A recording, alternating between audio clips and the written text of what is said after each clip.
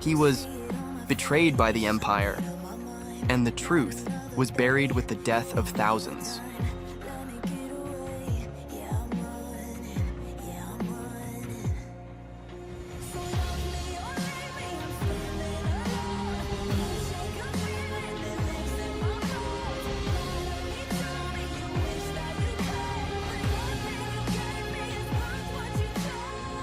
He didn't come back just to survive. He came back for revenge.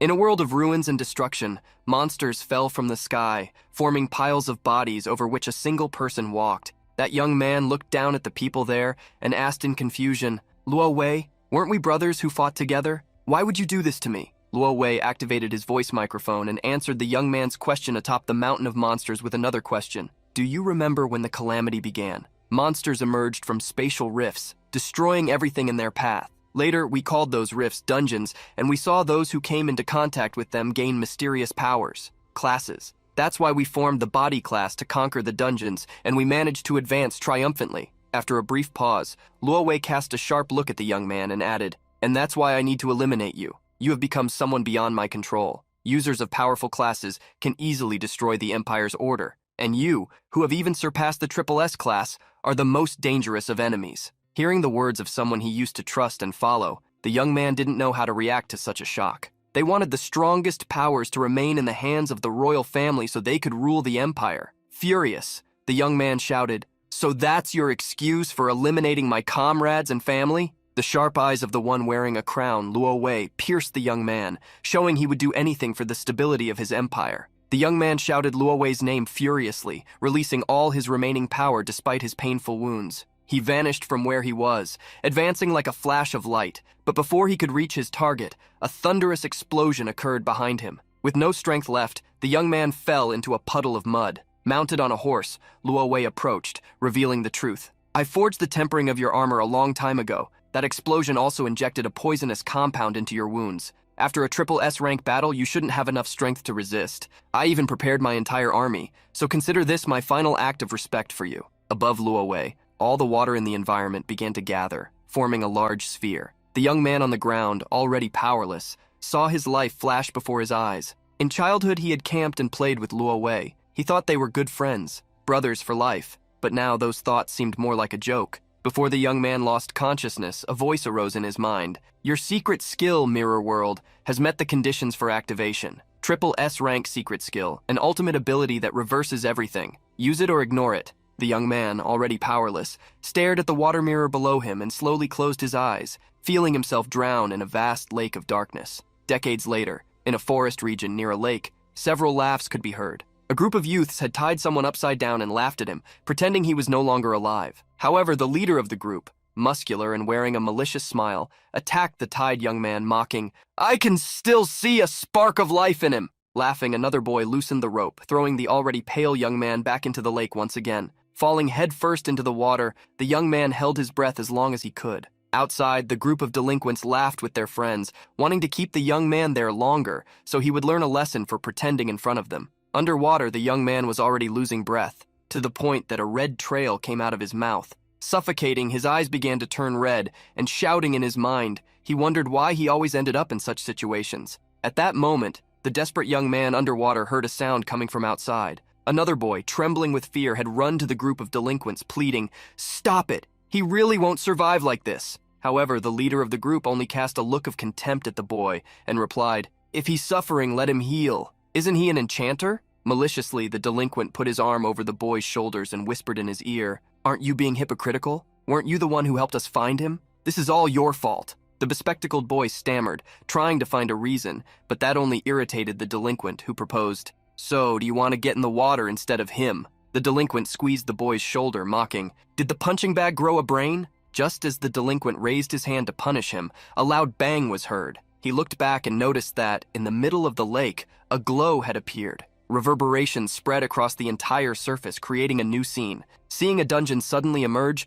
the four delinquents panicked and started running away from the place. The bespectacled boy managed to get up, also intending to flee, but upon seeing the tied young man, he had a moment of conscience. Putting all thoughts aside, he ran toward the bound boy. He passed through the expanding dungeon's energy, entering the new scene, desolate and full of monsters. He hurriedly tried to untie the young man, but the ropes were too tight. While still struggling with the knots, he was surprised. A humanoid monster with horns, wielding a cleaver, jumped at him. At the same moment, he felt someone grab his shirt. Before he realized it, the one he was trying to free had thrown him back and faced the monster's attack. A hand was extended toward the dark creature, and channeling a small amount of energy, a blue sphere of glacial impact was created. The sphere hit the monster, causing a glow of life to pass through its body. It suffered a healing attempt. Basic heal had been used on the lesser entity, but failed because the target's health points were already full. The bespectacled boy shouted desperately upon seeing this. "What are you doing? Why are you healing the enemy?"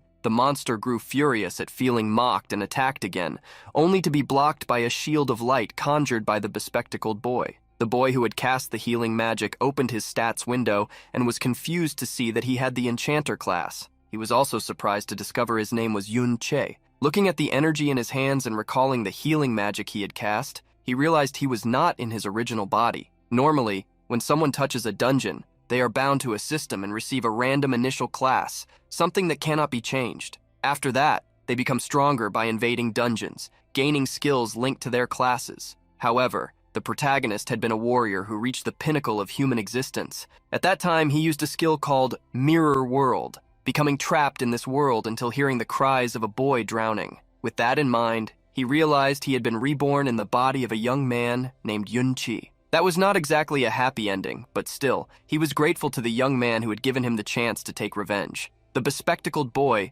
now trying to defend himself against two monsters at once, shouted to the protagonist, "Yun Che, the monsters are gathering, help me! I won't be able to handle three at once." Ignoring the bespectacled boy's cries, the now Yun Che checked the new body's stats, which were tremendously weak. Even those smaller monsters had a speed superior to his, which would prevent him from escaping if he tried. Opening the skills window, he saw he had a basic heal, a slight immobilization technique, and one last skill that increased attack by only 5%. They were practically useless. The enchanter class was extremely niche. Its strength was based on support, and even so, it was crushed by almost all other classes. It became clear why the original owner of that body was so despised. Despite this, he still believed that, with his old combat instincts, he could deal with the smaller monster attacking him. However, it would have to be quick, as the current Yun Che discovered his stamina was low. As his only hope, he found the Mirror World skill. Dodging the monster's cleaver attack, he extended his hand and used the skill, still not understanding how it worked.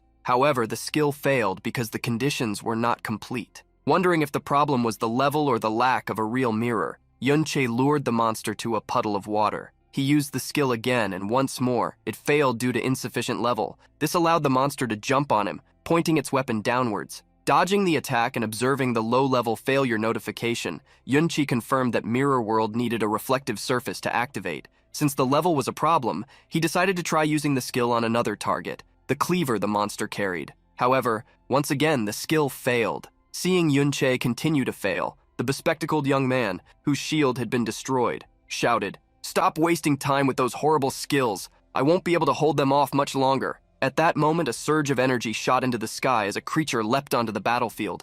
Roaring furiously, the malformed sovereign, a level 10 monster born from decades of resentment, raised its sword, revealing sharp teeth on a face that hid its eyes. Before that monster, the bespectacled young man fell into despair. "We won't make it. An elite monster like this needs at least someone at level 10 to be defeated." As the first monster appeared, several other flashes of energy fell from the sky, surprising the bespectacled boy. The environment became completely dark and hostile, causing him to collapse to the ground in pure shock. Before them, an army of hundreds of monsters had appeared, summoned by the dungeon. Yun Che kept trying to use the Mirror World skill, even on fallen stones on the ground, but always received the failure notification due to insufficient level. While wondering if even against a stone the level difference was so great, he saw the monster army advance with disturbing looks and a hunger to devour humans. The bespectacled young man, lying on the ground, trembled so much he could barely conjure a proper shield. Yunche then tried to use Mirror World on the malformed shield and this time received a notification saying it was impossible to reverse others' skills. The notification appeared as a clue. Quickly, he used the skill again, wondering if he could reverse his own skills. This time, Mirror World was successfully activated, reversing the original Yunchi's skill, Entwined Vines. In the blink of an eye, thousands of magical thorns appeared, filling the battlefield and piercing the newly summoned monsters. The Entwined Vines skill had been reversed into Chaotic Thorns, automatically activated. One of the monsters, however, had not been hit. At least 5 times larger than a human, it swung its axe furiously at the bespectacled boy. But before the blow was completed, a red fist struck its cheek. Another monster had attacked the one threatening the young human. With raised hands trying to protect himself, the bespectacled boy was confused to see what had just happened before him. Observing the situation, Yunche realized the skill's effect had been completely inverted. Now, instead of vines entangling a single enemy with a low chance of immobilization, the skill turned into thorns attacking a target with a low chance of causing confusion, thanks to the reversal enchantment. Confusion was an effect that afflicted units, making them attack randomly those around them, and that was exactly what was happening now. The army, which had previously attacked the 2 young men, had started fighting among themselves. A confident smile appeared on Yunchi's face. He had seen a useless skill turn into something powerful thanks to the reversal. Therefore, he wondered, what would happen if I reversed the rest? Observing the chaotic battlefield, Yunche realized that Mirror World truly lived up to its reputation as a triple S rank secret skill. It not only reversed the effect of the skill it was used on, but also transformed it into something completely new. With his experience, Yunche knew that if he had used the original version of the skill, not only would the success rate be low, but the effect would last at most 1 second, never reaching the technique's true potential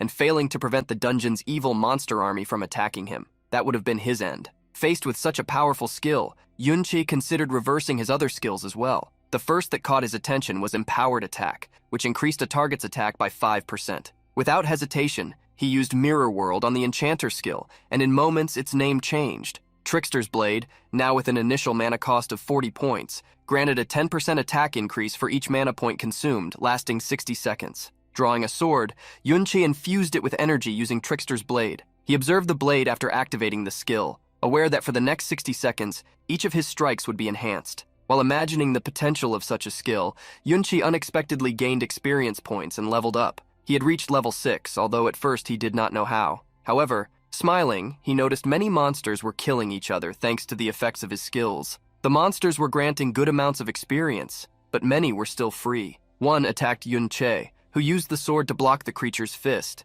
The protagonist smiled. This was the perfect moment. Upon leveling up, all his 120 mana points had been restored. This was the ideal time to test Trickster's Blade, especially since Chaotic Thorns were still active. Using his mana continuously, Yunche advanced through the giant thorns he had created, attacking monsters without stopping. When only 10% of his mana remained, Yunchi had already accumulated a 120% increase in his attack power, with 44 seconds left on the effect. Having more than double attack, so simply broke all conventions. Determined to make good use of that power, he advanced against a large monster wielding a cleaver. Yunchi managed to dodge the attack and using his sword deflected it. Moving quickly to the creature's back, he delivered a fatal blow. His attacks, powerful and wrapped in shadows and afterimages, exterminated the monsters before him. The bespectacled young man, now safe, watched the battlefield in amazement. He could not believe this was the real Yunchi. A level 5 enchanter should not have such strength or skills, but the young man was mistaken. Yunche had already reached level 6. Now he had 120 mana points as a base stat, regenerating 1 point per second. With this, he could theoretically maintain a constant 230% increase in his attack. Having regenerated all his mana upon leveling up, and with Trickster's Blade strengthened, Yunchi felt his current strength was enough to face elite level 11 monsters. But then, amid his confidence, a huge arm tore through the ground, emerging to the surface and throwing rocks and monsters away. Surprised, Yunche faced the powerful creature that had appeared. A battle chimera devastated everything around. Its muscular arms, threatening horns, and imposing mane announced the power of a level 21 monster. Several monsters affected by the confusion skill surrounded the chimera, but the creature's power was such that it swept them away with a single blow. The bespectacled young man was shocked to see the monster. He could not believe a chimera could appear in an apparently low-level dungeon. Yunche, on the other hand, watched the secret monster with narrowed eyes, shadows enveloping his arms. The chimera roared like a lion, furiously charging toward Yunche. If caught, he would be devoured in a single bite. But the chaotic thorns surrounded the chimera, trying to stop it. They failed to affect it mentally, at most slowing its advance. Immune to chaos, the monster extended its hand toward Yunche, and, unexpectedly, the bespectacled young man jumped in front of him, wielding a shield of hope. The protagonist observed that gesture of faith and saw, for a brief moment, the image of an old paladin companion. A memory came to mind, his old ally staring at him angrily and shouting, irritated, "I already told you not to be reckless. You never listen." That memory became extremely vivid in the protagonist's mind, unlike the bespectacled young man who was hit and thrown away. The young man fell heavily to the ground, amid dirt and aged bones. Shocked by the fact that the boy had practically thrown away his life, Yunche ran to him. The young squire, Chao Ji, had lost almost all his health points. He had less than 1% remaining, entering a critical state. Yunche quickly tried to heal him,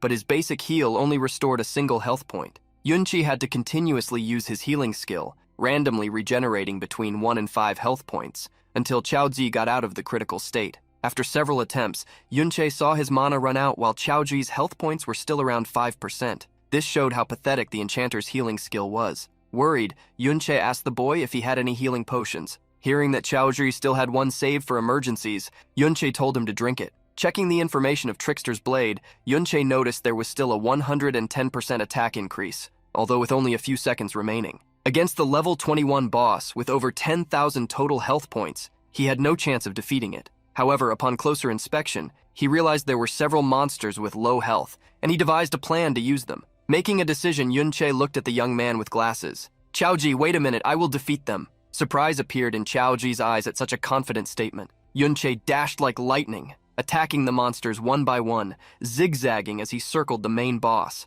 By luck, or by his understanding of magic, as soon as the short duration of the cheat blade skill ended, he gained enough experience points to level up, which fully restored his health and mana. Immediately, the protagonist began to constantly use the cheat blade skill to increase his attack points. He knew that, facing a boss with over 10,000 health points at his current level, he would need at least a 400% attack bonus to defeat it. However, since the cheat blade skill lasted only 60 seconds, he would have to use it 40 times within 50 seconds to reach that bonus and still have enough time to attack the boss monster. That was exactly why he sought to reach level 10 by defeating the smaller monsters to gain experience. Under the shocked gaze of the boy with glasses, Yunche continued to defeat the monsters, leveling up a few more times. However, the chimera would not let him move freely. With its larger size, it crossed the battlefield toward the young man. By this point, Yunche had already reached level 12. He had lost his fear of the monster, having easily surpassed his goal to confront it. Drawing his sword with a dark look filled with power,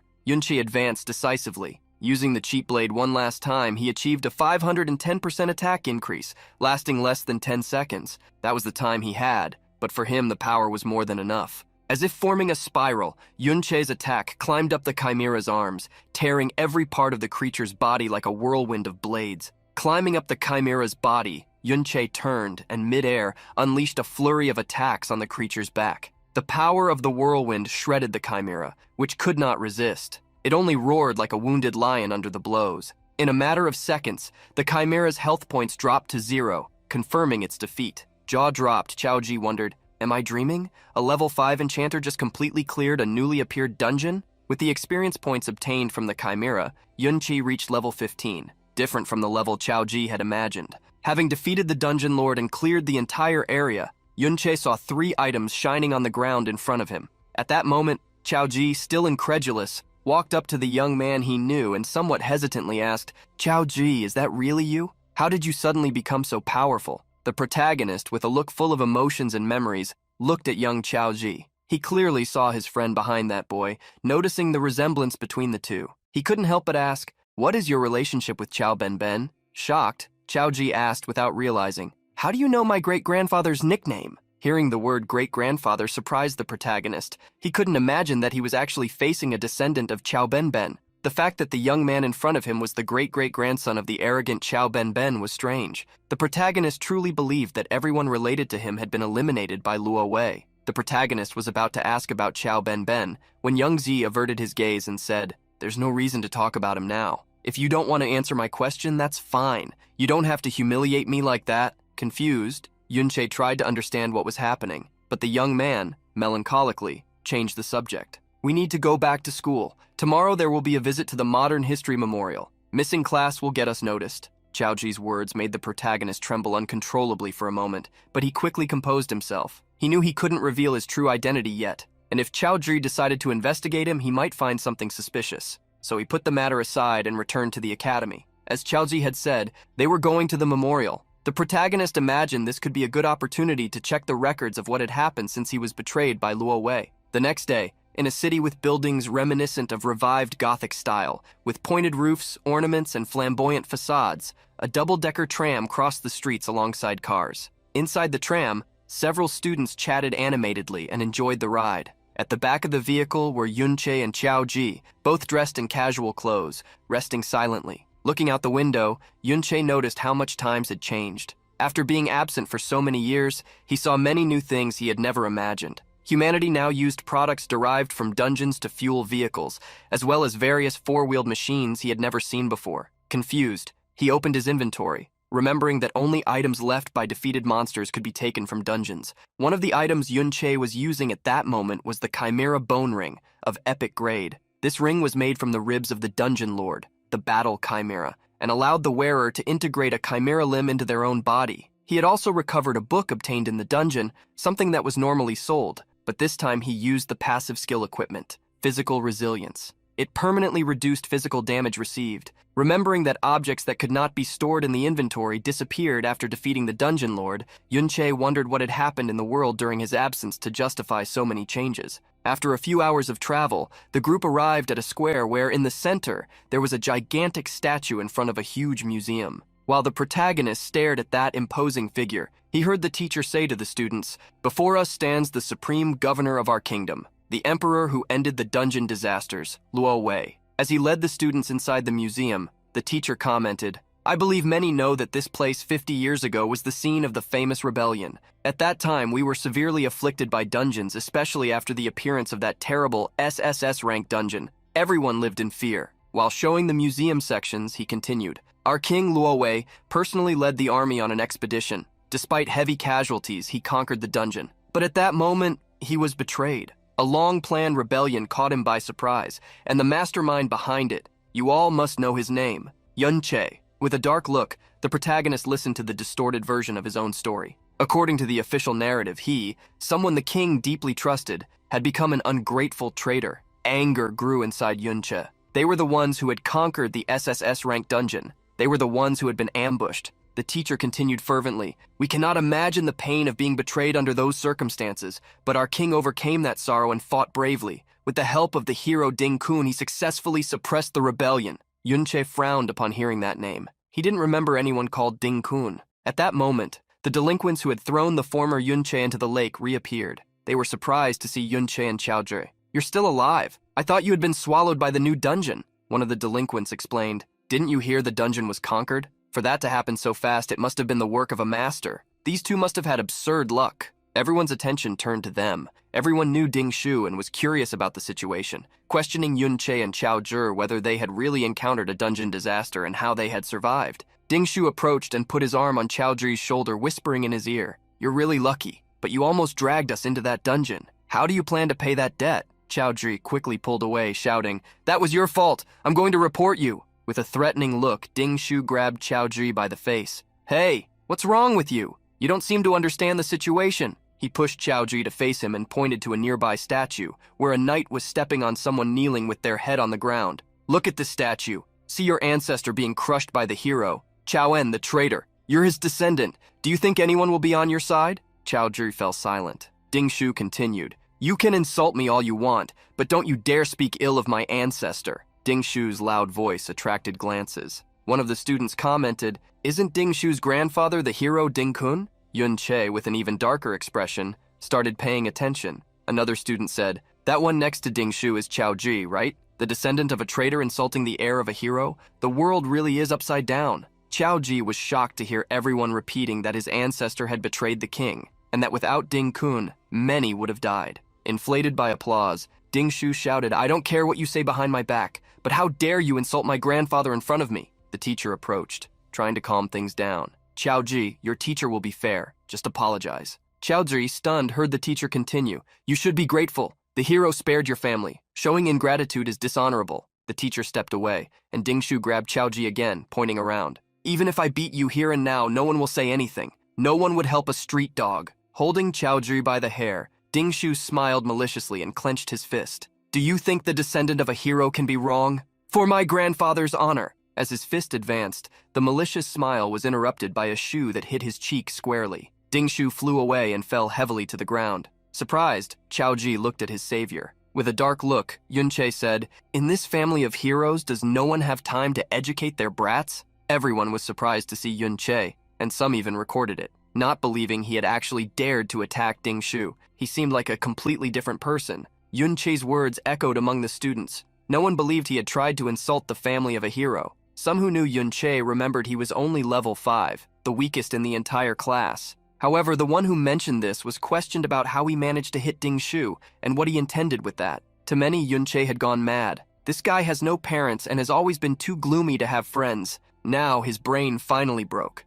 Even with his injured face, Dingshu smiled darkly. He wiped his face and stared at Yunche. You're clearly a punching bag. You should be grateful I'm not coming after you. And you dare to attack me when I'm not paying attention. Perfect, I'll deal with you too. Standing up, Dingshu joined his group of delinquents, using their magic to attack Yunche. Seeing their intention, the protagonist snorted, and before they could react, he moved, hitting each of them with punches and kicks before they could use their abilities. In an instant, Dingshu found himself on his knees again, coughing heavily. Seeing Dingshu and his group on the ground, the academy students were surprised, not understanding what was happening. Dingshu's expression showed how incredulous he was. He couldn't understand how he had lost to Yunche. Surprised comments quickly began. Did you see that? He was knocked out again, not by accident. Is Dingshu really that weak? Hearing the mocking comments, Dingshu became furious. He hurriedly got up, letting his fiery aura overflow his body as he used the Fury skill, increasing his attack by 25% and roared. How did a level 5 support suddenly become stronger than me?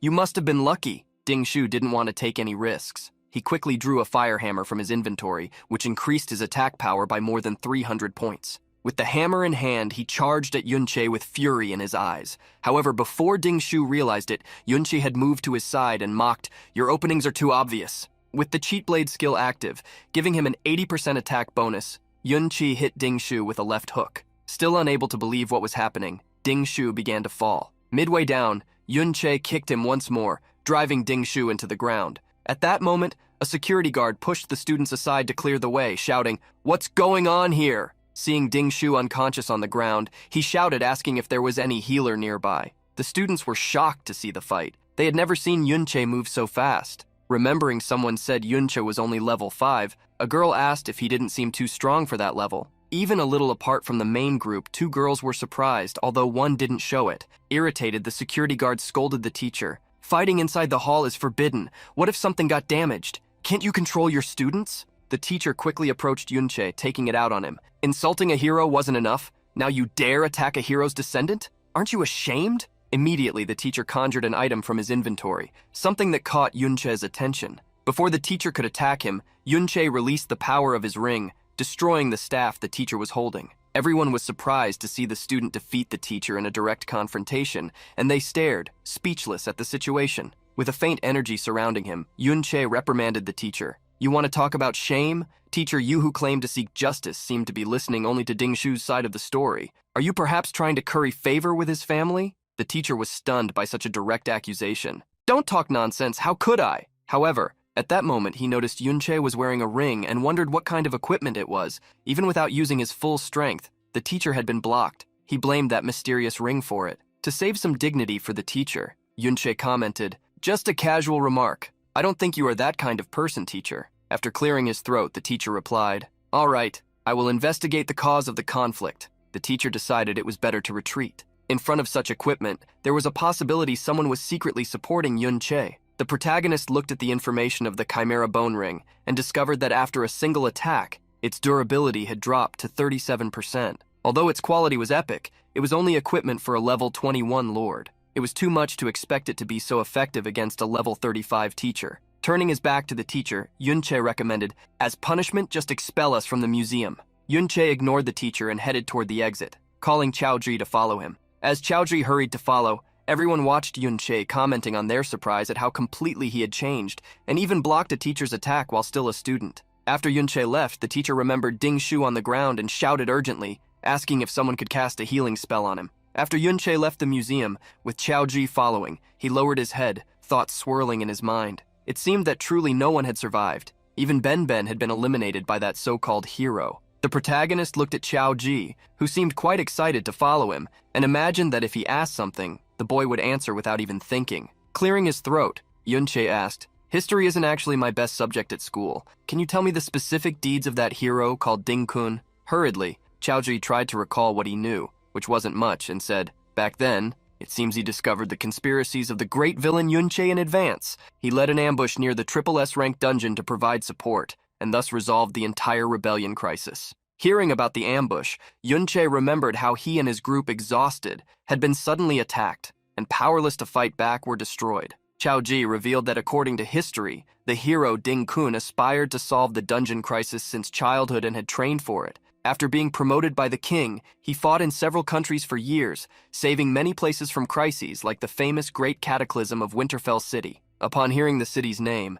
Yunche recalled how he had been to that city, wiped out a monster army, and walked over them. Snorting, Yunche remembered Ding Kun's statue and asked, "That sword, the sword he was holding?" Hearing Yunche mention the fluid cloud sword, Qiao Ji revealed that it was said to be the sword used to execute the traitor Yunche, and it was a higher-level equipment. Fury rose inside Yunche as he connected all the facts. "Not only were my glory and achievements taken, but also my sword." With a furious look, he swore to himself, "Ding Kun will be my first target." Away from the city, there was a land estate with several mansions. That formed the Ding family complexes. Outside, a group of guards around level 30 patrolled to keep watch over the perimeter. The group suddenly felt a presence and looked back, but saw nothing except some kids walking down the street. One of the warriors scratched his head, clicked his tongue, and returned to his vigil. Having hidden, Yunche glanced at the group from the corner of his eye, wondering, "So alert. Are these wanderers with scouting skills?" Following Yunche, Qiao Ji tried to convince him to leave. "There are many guards here.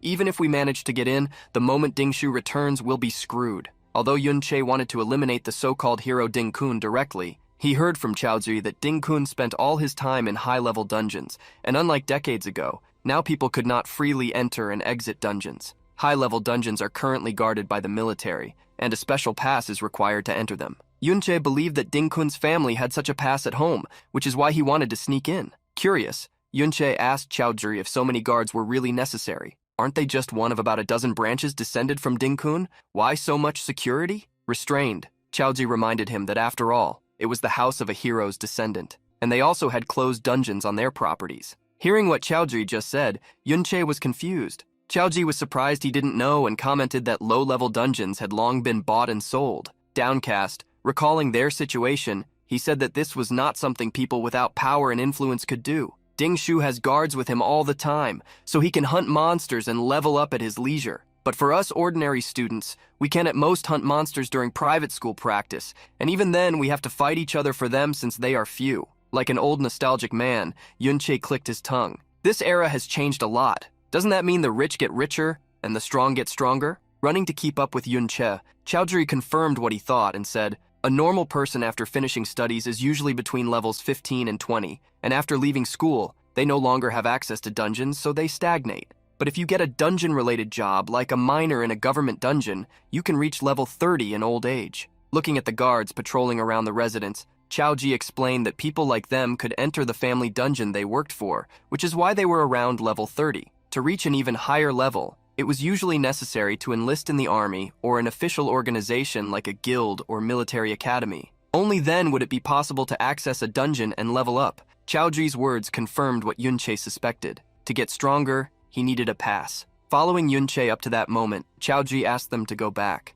"The level difference is too big. No matter how skilled you are, you won't be a match for the guards." Yunche ignored the boy. It was true that his current strength was far from enough to eliminate the so-called hero, much less the Supreme King Luowei, who was under layers of protection. However, he had some confidence. The reconnaissance skills you can learn around level 30 are usually skills that cover small areas. Things like Eagle Eye, Enhanced Hearing, or Summoning Rat Spirits. They aren't enough to cover the entire mansion grounds all the time. Yunche also saw most of the guards seemed complacent, since the dungeon wasn't that important, or because they thought no one would invade the residence. All this told Yunche that he could get inside. While Qiao Ji was still trying to understand what Yunche wanted to do, he saw the young man jump over the residence wall. For Yun-che, compared to what he had faced in high-level dungeons in the past, this was much easier. Chaoji tried to warn Yun-che about the intrusion, but before he could finish speaking, he was grabbed by the shirt. With Chaoji at eye level, Yun-che asked, "Don't you want to change your life?" Looking away, Chaoji replied, though sadly, "Of course I do, but only if I could get into a guild." Sharply, Yun-che stared at the boy, questioning him. "If you were in a guild, would things really change, great-grandson of the traitor Chaoin Chaoji?" Pulling the boy inside the residence, Yun-che declared, "A person's fate can only be changed in the present, not by betting on a future you're not even sure will happen." Yun-che didn't want to let the dungeon in front of him pass, so walking along the walls, he told the young man, "You decide if you want to follow me or not." With a serious look, Yun-che asked his friend from the past, "Will your descendant make the same choice you did?" Chaoji's expression showed how conflicted the young man was, but in the end, making a decision, he walked with his head held high toward Yun-che. Walking ahead, Yun-che guided Chaoji's movements, always checking for traces of scouting skills like escort-type abilities nearby. Crossing street after street, Yun-che remained silent, jumping into the central area, avoiding the guard's line of sight, and waiting for the right moment. He finally managed to enter the Ding family estate. After walking through a small forest, the duo found the entrance to a dungeon unfolding underground. Upon entering the dungeon, they noticed that the initial monsters, shadow zombies, had levels slightly higher than the monsters from the last dungeon, although their numbers were not high since the Ding family regularly cleared them out. After approaching some monsters and hiding behind graves, Yun-che commanded Chaoji, "There are 2 monsters ahead. Try to defeat them." Chaoji gritted his teeth, thinking he had no chance of winning, but he tried and quickly regretted it. Using a shield, he shouted in fear, "I can't believe I trusted you." The zombie tried to jump over the shield and bite Chaoji, who was almost hit. The boy was already regretting invading the residence complex and was shouting that he wanted to go home. Seeing the young man retreat with each monster attack, Yun-che ordered him to try to strike back, but Chaoji couldn't even find a way to counterattack. With his arms crossed, Yun-che said he was watching so nothing bad would happen. Chaoji gained a little confidence and raised his shield. With his eyes closed, he charged at a zombie, hitting it with the light shield. But at that moment, a zombie attacked him from behind.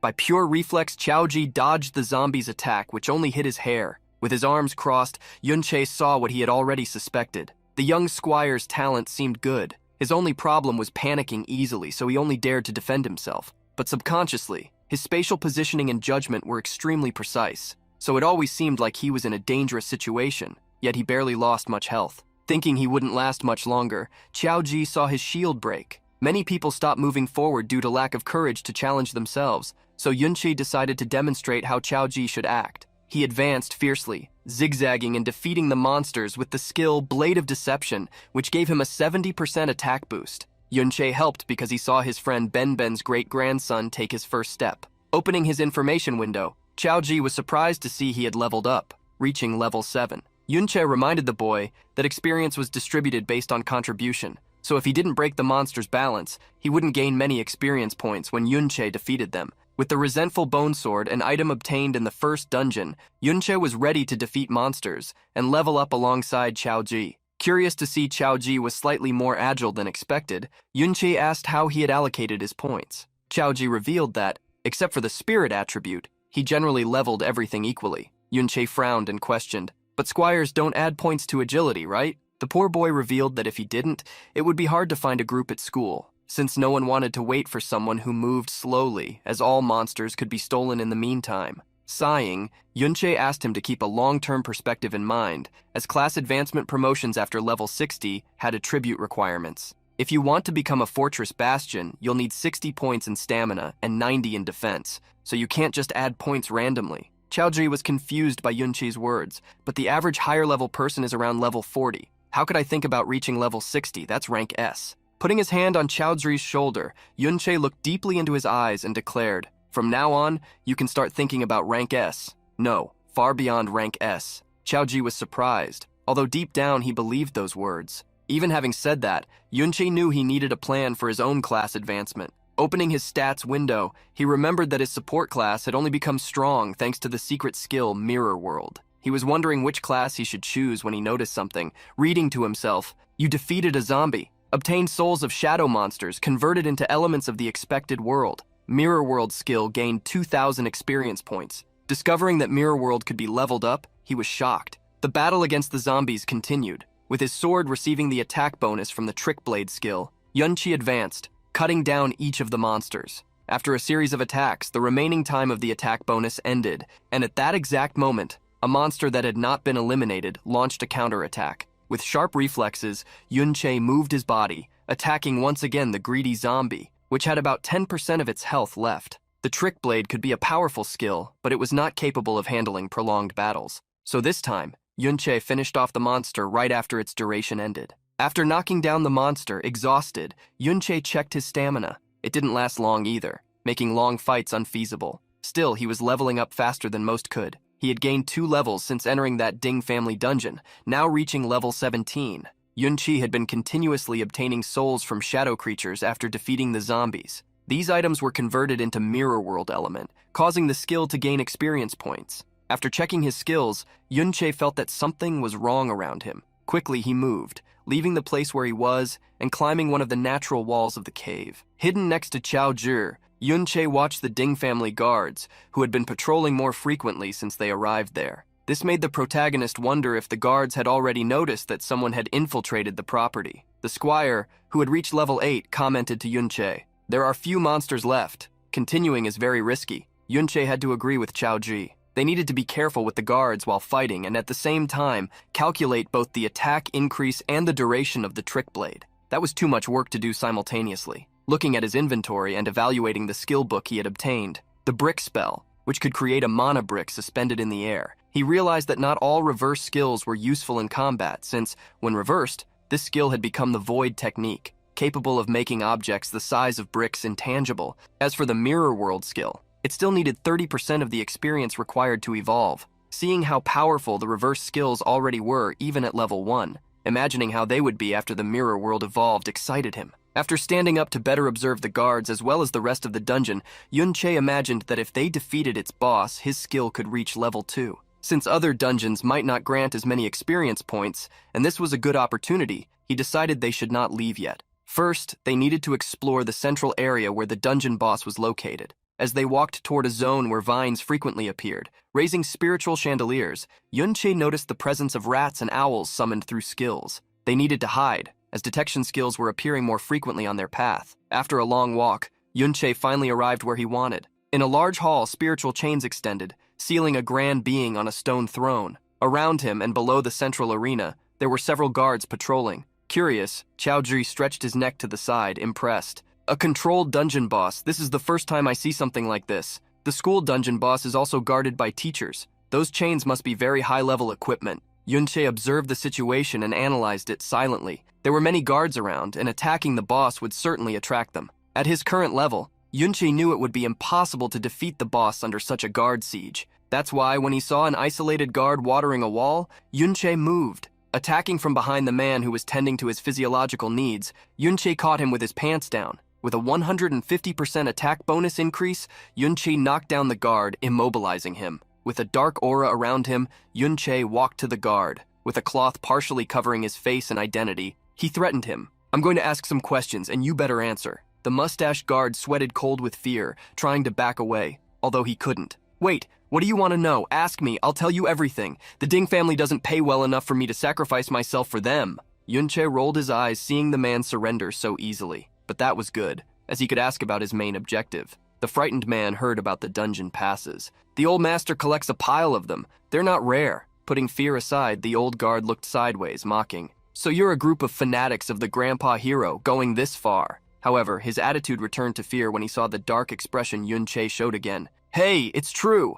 I've seen many times the old master stocks the passes and leaves them with the captain of the guards." However, the guard under custody warned that these were temporary passes, and without inside help, whoever had them would certainly be questioned. Grabbing the guard by his armor and looking deep into his eyes with an intimidating expression, Yunche ordered, "Don't worry about us, now empty your inventory." A few minutes later, Yunche, Chao Zhi, and the guard left the Ding family dungeon. Yunche dragged the guard, holding him by the shirt, questioning, "Is this really the only enchanter skillbook you have?" Fearing for his life, the guard swore it was and tried to explain. "The Ding family is super stingy. Most dungeon drops are confiscated. We only get the leftovers. The good stuff all goes to those in the residence." Receiving the only book the guard had, Yunche learned the skill Sunlight Baptism, a passive that increased defense by 3% for 10 seconds after being healed. With the skill's reversal by the mirror world, it became Moonlight Blessing, a skill that increased attack by 6% for 15 seconds after using a healing skill.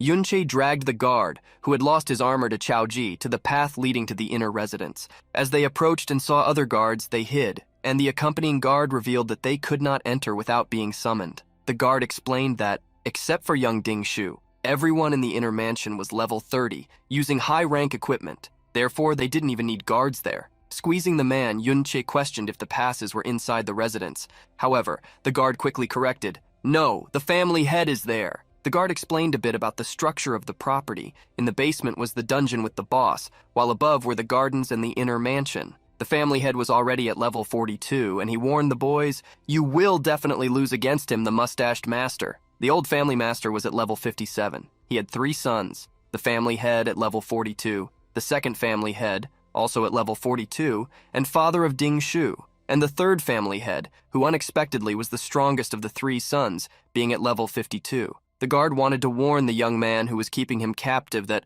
although everyone was out of the residence on business, it would be very dangerous if they returned during an invasion. Yunche ignored the warnings and thought about the power of each lineage member. After throwing the now unconscious guard to the ground, he turned to Chaozi, who was wearing the guard's armor. Unexpectedly, Chaozi heard Yunche order him to stay outside. Yunche had devised a plan to lure the family head outside so he could safely infiltrate the residence. Sometime later, Yunche returned to the hall where the dungeon boss was chained. He observed the highest level chains used to control the boss. The dungeon would not disappear while the boss was alive, so it was common to imprison him to maximize the dungeon's potential in the long term. Besides the chains, Yunche observed the guards ensuring the place's security. Since he had already learned to disarm such chains in his past life, all he needed to do was deal with the guards. With his bone sword in hand, Yunche sneaked up to a guard who was calmly having a refreshing drink. Covering the guard's mouth so he wouldn't scream, Yunche quickly eliminated him. Seconds later, those on duty were shocked as energy emerged from the chains, which began to move.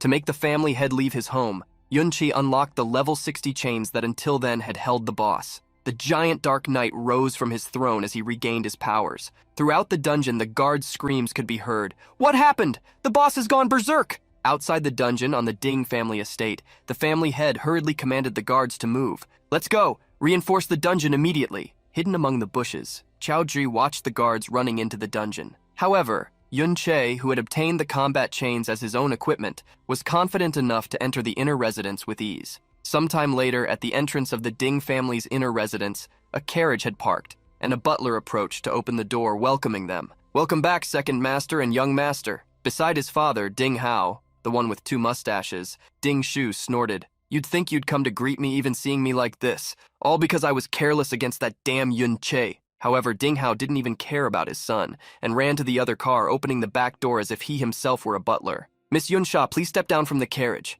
From the sports car, a blonde girl with long hair carrying an air of royalty got out. Beside her was a young woman with black hair and a firm gaze. The two had been present at the museum when Ding Shu was beaten by Yunche. Ding Hao bowed with a smile on his face, addressing the blonde-haired young woman. "Welcome to my humble residence." It was at that moment, while bowing, that Ding Hao noticed the presence of a guard. A look of disgust and confusion appeared on his face, and he quickly kicked the man away. "Don't stand in the way." Thus, Ding Hao, his son, and the 2 girls entered the mansion. Outside, behind a tree, Chaozi watched the whole scene. Startling the young man by suddenly appearing behind him, Yunche asked, "What's wrong? The Ding family is back, so isn't this a good time to enter?" Yunche was confused by Chaozi's surprised look, who, curious, asked how he had returned so quickly. Yunche coldly explained to Chaozi, reminding him that even though this was a level 30 dungeon, it was difficult to capture a dungeon boss alive. Warning that it would take them some time to capture the boss again, Yunche asked the squire what he had seen.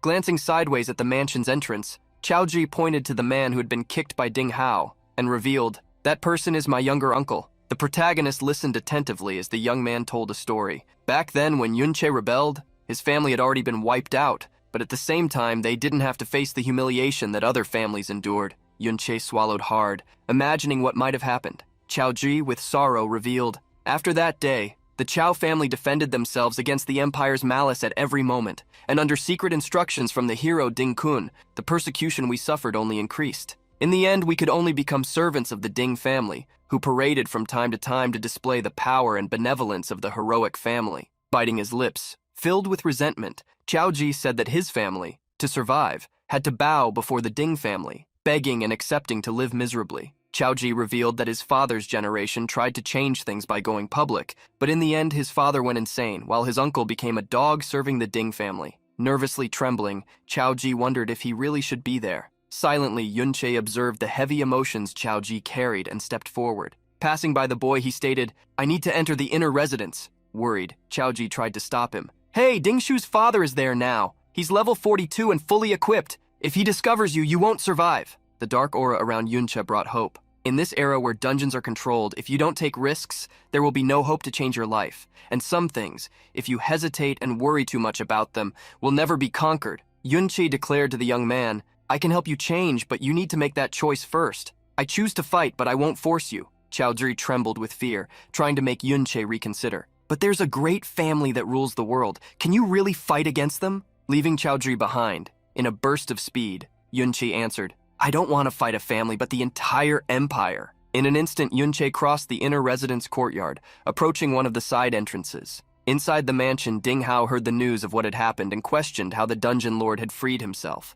Hearing the sudden conversation, Yunsha asked if her presence was inconvenient. "We can come back for a visit another day if you prefer." Smiling, Ding Hao quickly denied, No, my eldest brother can handle that. A mere dungeon is not as important as Miss Yunsha." Changing the subject, Ding Hao revealed that after hearing about the young woman's visit, both his father and his other brother had decided to return home. Ding Hao was confident they could handle the matter easily, as they had even contacted Grandpa Hero, who was eager to meet the young lady. Yunche, who had sneaked inside the house, heard the conversation and wondered if that Grandpa Hero was the same hero Ding Kun. Some things passed through Yunche's mind. He had heard that an escort was necessary to enter the hero dungeons, while the girl sitting in the room with Ding Hao seemed to have high social status due to the way she was treated. Yunche grew even more curious since the girl's surname was Yun, like his own, but he didn't believe it was more than a coincidence. Putting the matter aside, Yunche decided to start moving and focus on the dungeon passes. As soon as Yunche moved,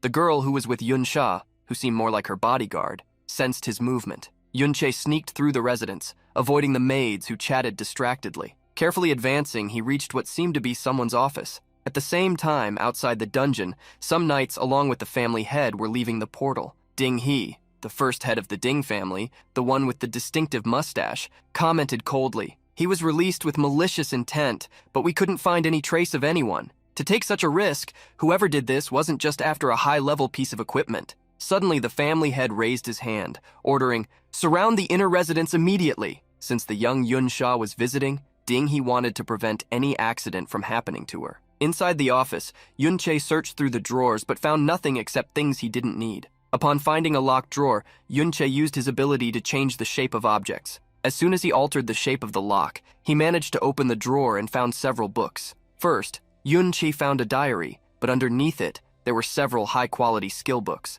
The first book he picked up, Slow Aura, made enemies within a 20-meter radius 20% slower. While Yunche checked the skill books, the entire mansion was surrounded by Ding family guards. Chao Ji, who was hiding among trees and bushes, wondered why so many guards had appeared. He questioned whether they had been discovered. The young man was beginning to regret taking such a risk. More and more guards arrived every minute. He saw their chances of escape slipping away, as Yunche was taking longer and longer. His father and uncle came to his mind, and the worried Chao Ji told himself, "If I don't run now, if they find me, I won't have any excuse to give." The third master of the Ding family appeared in the young man's mind, dragging his father while being protected by his mother. Clenching his fist decisively, Chao Ji told himself he at least needed to escape silently, so he could save himself. However, at the moment he planned to flee, he remembered Yunche's voice. "I can help you change, but you need to make that choice first." Making his decision, Chao Ji removed the mask covering his mouth and shouted at the top of his lungs. The guards' attention immediately turned to the source of the noise.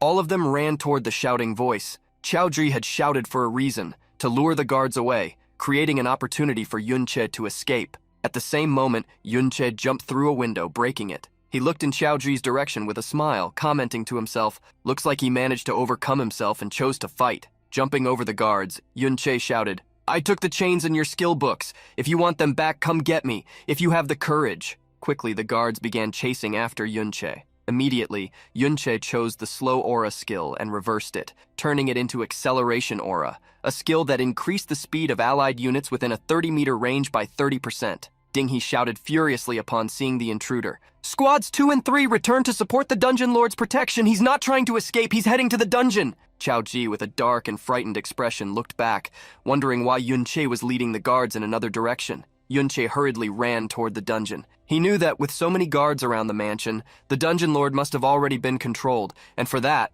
a great battle must have taken place. Running into the underground dungeon, the protagonist planned to take advantage of what must have happened to the boss, who likely suffered heavy damage during the battle. The goal of defeating the boss was for a good cause, to evolve his mirror world skill. Inside the residence, the young Yunsha was served tea to pass the time. From there, she could hear how noisy it was outside, and acted condescendingly. Uncle, you don't need to keep me company, Ding Hao reassured the girl, saying it was just a small thief who could soon be caught by his older brother. However, this older brother was struggling greatly just to get close to the thief. He furiously pushed aside guards in his way, ordering everyone to head straight to the boss's room. Passing by the slower guards, Ding-hee took the lead, ordering, "Rogues and archers, follow me to chase the intruder." Getting closer to the inner area, Yun-che saw the Ding family head approaching more and more. Immediately, he opened his statistics window. Each class could add 3 attribute points when leveling up, and half of Yun-che's attributes had already been allocated to agility. Additionally, with acceleration skills, Yun-che dodged the arrows aimed at him. Around level 30, only archers and rogues could keep up with him, and there weren't many of those. After arriving at the boss's room, Yun-che saw from a distance the boss monster, the sovereign paladin restrained by a binding magic. On the ground, the boss monster had less than 10% of its health points remaining. For Yun-che, this was actually the perfect moment, when the boss was at its weakest state. He only needed to accumulate his power, and then he could defeat the monster. However, Yun-che was quickly found by the guards who were already waiting for the intruder. Archers raised their bows and mages their staffs, while warriors and squires stepped in front of everyone to protect them as they used their magic and attacks. For Yun-che, however, this was the perfect setup. Extending his hand, he used the chaotic thorns. The guards were shocked to see an unknown skill to them. Although many soldiers were unaffected by the skill due to their immunities, countless guards suffered from the abnormal effect of the chaotic thorns. A mage with low resistance was the first to act abnormally. He cast a fireball in close combat against his companions, causing an explosion all around. Everywhere, mages, rogues, and warriors fell into confusion, and those who were still sane couldn't act calmly, unable to believe there was a skill with such a high rate of abnormal effect. Having created chaos thanks to his skill, Yun-che began to advance. He had picked up a dagger, increasing his speed by reducing the weight of his weapon. Reaching a group of guards, he only needed to get past them to reach the boss, who had few health points left. Yun-che struck a shield with his sword as he passed through several guards, but the squire could do nothing but call for help and shout at his comrades not to use skills on each other. Observing the group that still maintained their consciousness, Yun-che mocked them for not even having good synergy. Their group battle experience must have been almost zero. For people to have become so weak, Yun-che could only imagine they had grown complacent due to the long period of peace. As he got close to the boss, Yun-che encountered a group that seemed more organized than the others. At their front, a warrior calmed them. "Don't retreat. He's alone. As long as we take him down, he won't escape alive." Several vines and spells attacked Yun-che, who managed to dodge thanks to quick movements. Finally, Ding-hee also arrived at the boss hall and shouted, "Hold him, I'll handle this personally." Equipping his gear, Ding-hee charged with his warrior's axe amid powerful flames. Ding-hee showed the strength of a level 42 warrior as he crossed the entire distance toward Yun-che in the blink of an eye. The protagonist felt the approaching danger and moved quickly. While blocking a sword that tried to slow him down, he snorted, belittling Ding-hee's attack. Yun-che drew the battle chains he had stolen, although his number of equipment pieces didn't compare to Ding-hee's, preventing him from winning in stats. With the chains, he could get even closer. The chains demonstrated their power by creating a ghostly energy arm. The dark energy arm, wrapped with chains, confronted Ding-hee's firepower head-on. However, the attack was only a decoy. Yun-che used the impact wave from the clash to move toward the boss monster. He quickly created air, and approaching the sovereign with less than 10% health left, said, "Thanks for the ride." Veins bulged on Ding-hee's forehead as he shouted furiously, "How dare you do that?" Yun-che showed he dared, unleashing a powerful attack on the sovereign to take the experience provided by the boss monster for himself. The dungeon boss, upon being hit, had its health points reduced to 0 and disintegrated instantly. With the experience points gained, Yun-che leveled up 3 times at once, reaching level 20. At the same time, his secret skill mirror world also gained experience, rising to level 2. Ding! He gritted his teeth upon seeing an unknown bastard destroy the dungeon in his home. He and his subordinates furiously advanced toward Yun-che and the large shadow of the remnants of the sovereign surrounding him. As the group approached, Yun-che opened his information window and clicked on the Mirror World skill. At that moment, Ding-hee's axe attack passed through where Yun-che was before disappearing after the skill was used. Everyone stopped in confusion, unable to understand how the invader had vanished. Yun-che, who had used the Mirror World skill, saw the surroundings in a completely different way. He still seemed to be in the dungeon, but everything looked illusory, as if in another dimension. Checking the Mirror World skill information, he discovered what had happened. There was a timer. Mirror walk. Time remaining, 29 minutes, 51 seconds. This was a true world inside the mirrors. Discovering that he was in a parallel world created by the mirrors, Yun-che understood why everything was reversed from left to right compared to the real world. Approaching one of the guards who seemed frozen, Yun-che tried to touch him, but his hand passed through. Those people looked more like illusions. Crouching down, Yun-che tried to pick up one of the stones on the ground. However, it didn't seem like an illusion and even had a description. The name of the stone was Mirror Fragment, an item whose description revealed it could be taken to the outside world. Observing the type of stone, Yun-che understood that after evolving Mirror World to level 2, he could take things out of that world. Wondering if the system interface had also changed, Yun-che opened it. He discovered he now had a list of skills. Some, the ones he possessed, were lit up in color, while those not yet activated remained grayed out. Clicking on one of the grayed out skills, he received a notification that it had not yet been learned. Since the lit up skills were the ones he had reversed, he understood that this was the list of all reversed forms. But it was necessary first to learn the base skills in reality to activate them here. The level 1 skill, Skill Reversal, which he had obtained with Mirror World, for example, was just a simplified version of the level 2 skill. Checking the skill lists, he realized he could start selecting stronger skills that combined well with each other. This gave him an idea. He could efficiently plan his class progression. Amid his research, Yun-che noticed something approaching and turned quickly. Flying through the mirrored dungeon, he saw something that looked like a soul made of energy. As the first soul appeared, others followed. As the soul approached Yun-che, it changed form, transforming into an undead creature. Immediately, Yun-che drew his sword, ready to defend against the flying skeleton. His attacks fell upon the monster, passing through it easily. The ease of hitting the skeleton made Yun-che think it wasn't very strong, so he continued attacking. After his attacks, the protagonist received a notification. Undead contract. You can form a contract with this soul. Once contracted, it can leave the mirror world and fight for you. 20 contracts remaining. Analyzing the notification, Yun-che understood that after defeating an undead, he could become its summoner. He also realized this must have been caused by the stone he had collected. It wasn't as simple as he had imagined, since the level 2 mirror world seemed to allow not only taking items out, but also undeads. He looked up at the dozens of souls flying in circles on the dungeon ceiling. For him, this had become extremely interesting, even convenient. Outside the mirror world, dozens or even hundreds of guards from all classes had gathered. Since the dungeon had been cleared, everyone wondered why the thief hadn't reappeared. They didn't believe he had simply disappeared, as if using a rogue stealth skill. Feeling many eyes on him, a rogue playing with his dagger corrected them. "No way. Our stealth has duration and form. It's not completely undetectable." Furious, Ding-hee attacked the rogue who dared to joke in front of him and shouted, "Then what do you think he did? How did you let him escape with so many people surrounding him? You can't find him. Then pay back everything you earned from the dungeon." Amid Ding-hee's furious outburst,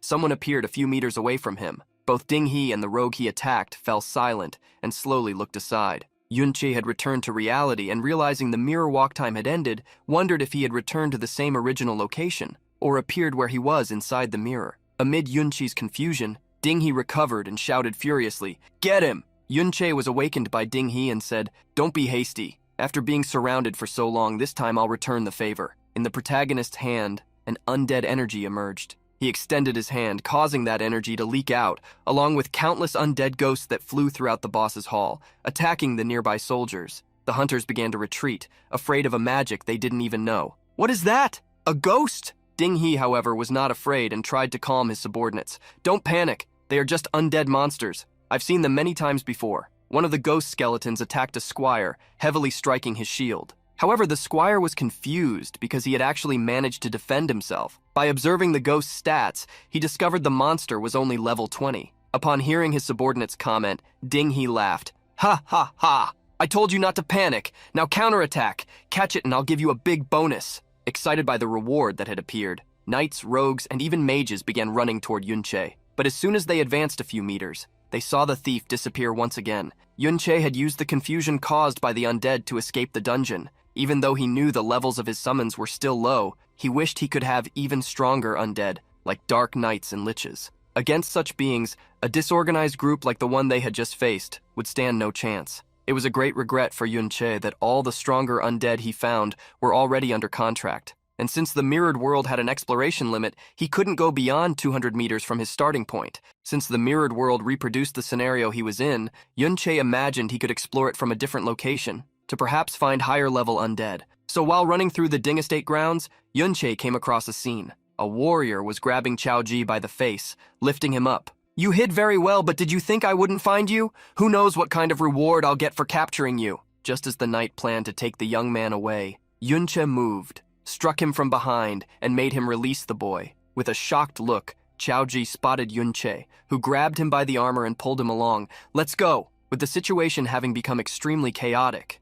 Yunche saw the opportunity to escape and tally his gains later. Inside the dungeon, the fight against the undead was still ongoing, but the warriors of the Ding family had gained the upper hand in the battle, thanks to their numbers and higher levels. Soon, the skeletons were defeated. However, the monsters, which perhaps were not exactly strong, rose again after being defeated, resurrecting with their health points fully restored. When the skeletons were about to attack once more, an energy filled the entire dungeon, destroying them definitively. A man who had just arrived exhaled a heavy breath. Ding Jie, with his characteristic three-tuft mustache, wearing his gauntlets and radiating a powerful crimson energy, explained to everyone that those were summoned creatures. Therefore, even though they were revived, they consumed magic points. They only needed to be defeated a few more times for their user's mana to run out. Inside the mansion, an old man with a gray goatee asked, "Has Miss Yunsha left?" In front of him, Ding Hao bowed 90 degrees to answer, "I'm sorry, father. I failed to keep her here. The intruders were simply too audacious. Not only did they run shouting outside the residence, but they also broke one of the house's windows." Ding Dan, the son of the great hero Ding Kun, and the old master of the Ding family, snorted irritably, frowning. "The intruder managed to enter the inner residence, and not only did you fail to capture him, you don't even know what he looks like. How is your team going to handle this?" Ding Hao had no words to apologize except to acknowledge his failure, but then he remembered something and told his father, "However, Miss Yunsha agreed to go to the hero's dungeon. At least Grandpa's matter went smoothly." Snorting, Ding Dan ordered, "As soon as you find out who did this, eliminate him." Looking at the broken window, Ding Dan ordered his son to hurry and find out what else had been taken. At that moment, Yunche was looking at an access card to the dungeon. He had obtained the card but still needed someone who could take him to the hero's dungeon. Still, there was no reason to rush. Upon checking his information, he realized he had reached level 20 in the Ding Shu house dungeon. Although the Chimera Bone Ring had been practically destroyed, reaching 94% durability broken, Yunche had obtained several skill books from the Ding family's private collection. To his surprise and benefit, all those skill books were for support classes, abilities he could learn and use Reversion to improve. The Battle Song skill was an example of these. Before, it increased critical rate and damage at the cost of reducing defense, but upon becoming the Shield Song, it provided defense, also reducing critical damage received and part of the critical hit rate. With the accumulation of skills that increased his stats, Yunche saw the opportunity to defeat higher-level people just with his statistics. Yunche also obtained a piece of corrupted knight armor, level 30. With its high physical and magical defense, it would be useful in the future. Of all his gains, the most important was the upgrade of the mirrored world. Although the necromantic skills the mirrored world had given Yunche were powerful, he knew they were not enough. Based on the equipment style Yunche saw on the statue of Ding Kun, the hero should be a berserk, at least rank S. Given this imagined information, Yunche believed he would need to hire a necromantic spirit, at least of the same level, and reach level 50 to have a chance against him. While Yunche was immersed in his thoughts, the worried Qiao Ji asked him, "We're not going to get caught, right?" With a slight smile, Yunche reassured the boy, "Relax. We've already lost them and we didn't reveal our faces. Everything's fine now." Despite the reassuring words, Qiao Ji could only nod, still worried. Seeing that Qiao Ji was still anxious, Yunche guessed it was because of his young age. Trying to make the boy think of other things, Yunche asked if there were other dungeons nearby where a powerful person had lost their life. Since Qiao Ji was confused by the question, Yunche explained he wanted to find a high-level dungeon where he could level up. He would explain the other matter later. Qiao Ji thought for a moment and remembered one that fit the requirements, but it was the school's dungeon, one they wouldn't be able to sneak into. Thinking about the school, Yunche reflected on the monopolized dungeons. Since he couldn't access them, he could only rely on special methods. Sometime later, Yunche pulled out 2 books he had obtained at the Ding house. and unexpectedly handed them to the teacher. The teacher, upon seeing the purple quality book for his Wanderer class, was surprised. Yunche having such items confirmed the teacher's suspicion that someone was supporting him. Clearing his throat, he said, "The time and place for the school dungeon's openings have already been set. I can't interfere with anything." Quickly hiding the books, he continued, "However, a dungeon has recently been opened for students about to graduate. But if a student is becoming notable, he can join the team for a tour with a teacher's recommendation." Hearing the teacher's words, who that morning had been so arrogant, Yunche was pleased. The teacher shouted affirmatively, "I'll do my best to fight for a spot for you." He kept his word. For some time later, Yunche received permission to go to the school dungeon portal. There, several older students were already waiting. Yunche heard a nearby warrior say eagerly, "This might be the last dungeon of my life. I must hunt as many monsters as possible." On the other side, a young man with a gauntlet smiled, commenting to a friend, "If it weren't for the hero's gift, we wouldn't have this opportunity. We should thank him." Everyone seemed excited, but Yunche frowned, feeling that something was wrong with the dungeon ahead. The teacher known to Yunche was also present and explained to him and Chaoji that this was called the Brave Dungeon, a dungeon gifted to the school by the hero. "There are rumors that the hero once fought here. There might even be traces left by him inside the dungeon." Hearing the teacher, Chaoji lowered his head, clenching his fist fervently. The Brave Dungeon was the dungeon where the hero valiantly eliminated the traitor Chao En. Given this fact from his past, Chaoji wondered if he should tell Yunche. The teacher revealed to the pair that the dungeon level they were about to enter was quite high, so they should be careful and act only within their limits. To ensure nothing bad happened, the teacher called the knight and said, "Little Z, take care of them." The young man called Z clicked his tongue, grinding his teeth, and questioned the teacher, "Then how am I supposed to level up?" Telling the young man to stop complaining, the teacher showed that the dungeon had already been opened and asked everyone to enter. Z, however, kept grumbling. "What are these freshmen doing here? They just came to get in the way?" Irritated, Z joined a group while continuing to complain. "How annoying. Now I have to babysit 2 anchors." Annoyed, he pointed at Yunche and Chaoji, declaring, "Once we enter, just stay behind. Don't cause me any trouble, got it? Otherwise, I'll just leave you behind and take care of myself." Yunche ignored the complaints of the senior student and, leading Chaoji among several senior students about to graduate, walked toward the dungeon, which recommended entry levels between 20 and 40. Although the level was not that high, facing the energy the dungeon seemed to exude, he wondered, why does it give off such a dangerous feeling? As they passed through the portal, the academy students walked through a tall stone tunnel, where, at the end, they could see the crystals that marked the beginning of the dungeon. When the students entered the dungeon, they were surprised to also see 2 figures, Yun Sha and Yun Yin. The 2 girls were also in the dungeon even though they were freshmen. Yun Che and Chao Ji also received sideways glances from the veterans for being there. A warrior put his hands behind his head, stretching while wishing, "It would be great if Yun Sha was on our team. I'd be full of energy escorting girls." The young man even drooled just imagining it, but a companion woke him up. "Stop dreaming. They're in a completely different league, above level 30. We should be the ones asking them to escort us." Remembering this, the young man huffed. I know, I was just joking." Despite the comment, his wish remained. The young man was even more surprised when the 2 girls walked toward him. However, they passed by him and, surprisingly, walked up to Yunche. The protagonist frowned as he stared at the blonde-haired girl. He recognized her as the guest who had been at the Ding family's house, a person of high status. He didn't think there was any reason for her to approach him. Meanwhile, he wondered if she knew the original owner of that body, or if she was there to repay what he had done to Ding Shu. However, with a smile and while fixing her hair, Yun Sha showed no ill intentions. Instead, she greeted him. "I saw you at the memorial hall yesterday. Your skills aren't bad, and your voice is quite unique." Confused, Yunche wondered if she really just wanted to have small talk. But that proved wrong when the girl approached and mischievously commented, "That's why it was easy to recognize you, even with the sound of glass breaking." Yunche was shocked because he had indeed shouted something to Chao Ji when jumping out the window the day before. In front of him, a golden energy surrounded Yun Sha, who equipped her magical gear, dress, boots, and a large white witch hat. With a smile, she turned her back, saying goodbye. "Now that we've greeted each other, let's leave things as they are for today." While her friend Yun Yin changed her equipment, Yun Sha finished her farewell, lowering her hat. "We're going ahead." Frowning while hiding his anger, Yunche digested Yun Sha's words. She hadn't exposed him, even having recognized him. This made him wonder, was she warning me? That seemed the most plausible, since during his escape there was a possibility that Ding Shu, who had returned to the residence, had also recognized his voice.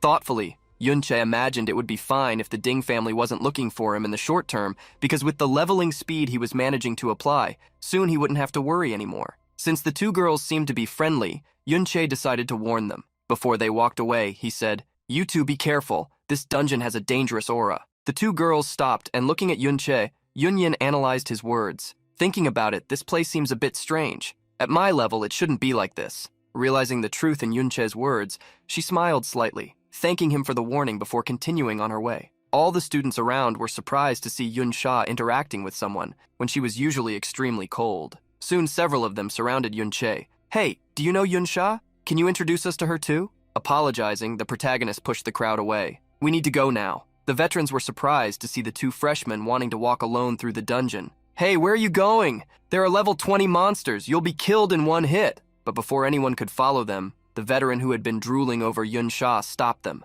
He warned everyone, "Let them go. To be friends with Yun Sha, their level is probably not low." The veterans tried to remind their partner about what Professor Lee had asked them, but he reprimanded them with a dark voice. "Don't forget the real purpose for coming here. The fewer people who know about that place, the better. Do you want to share our crystals with them?" Reminding the group that everyone who entered the dungeon was equipped with a sound distress device, the warrior ordered everyone to ignore the pair of rookies. Despite his words, the awakened one showed a look of disgust, as his real goal was to let everyone who interacted with Yun Sha suffer the consequences. Since they seemed so confident, they deserved to perish. Outside the dungeon, where the teachers organized paperwork about who had entered for the hunt, a young man ran toward them. Seeing Ding Shu, who was not on the list, a teacher asked what he was doing there. Ding Shu darkly questioned him. "A team just entered, right?" Confused, the teacher asked why he wanted to know. With a dark look, Ding Shu asked about Yun Che and Chao Ji. The two names had been mentioned by them earlier. Ding Hao frowned, hearing the name spoken by his son.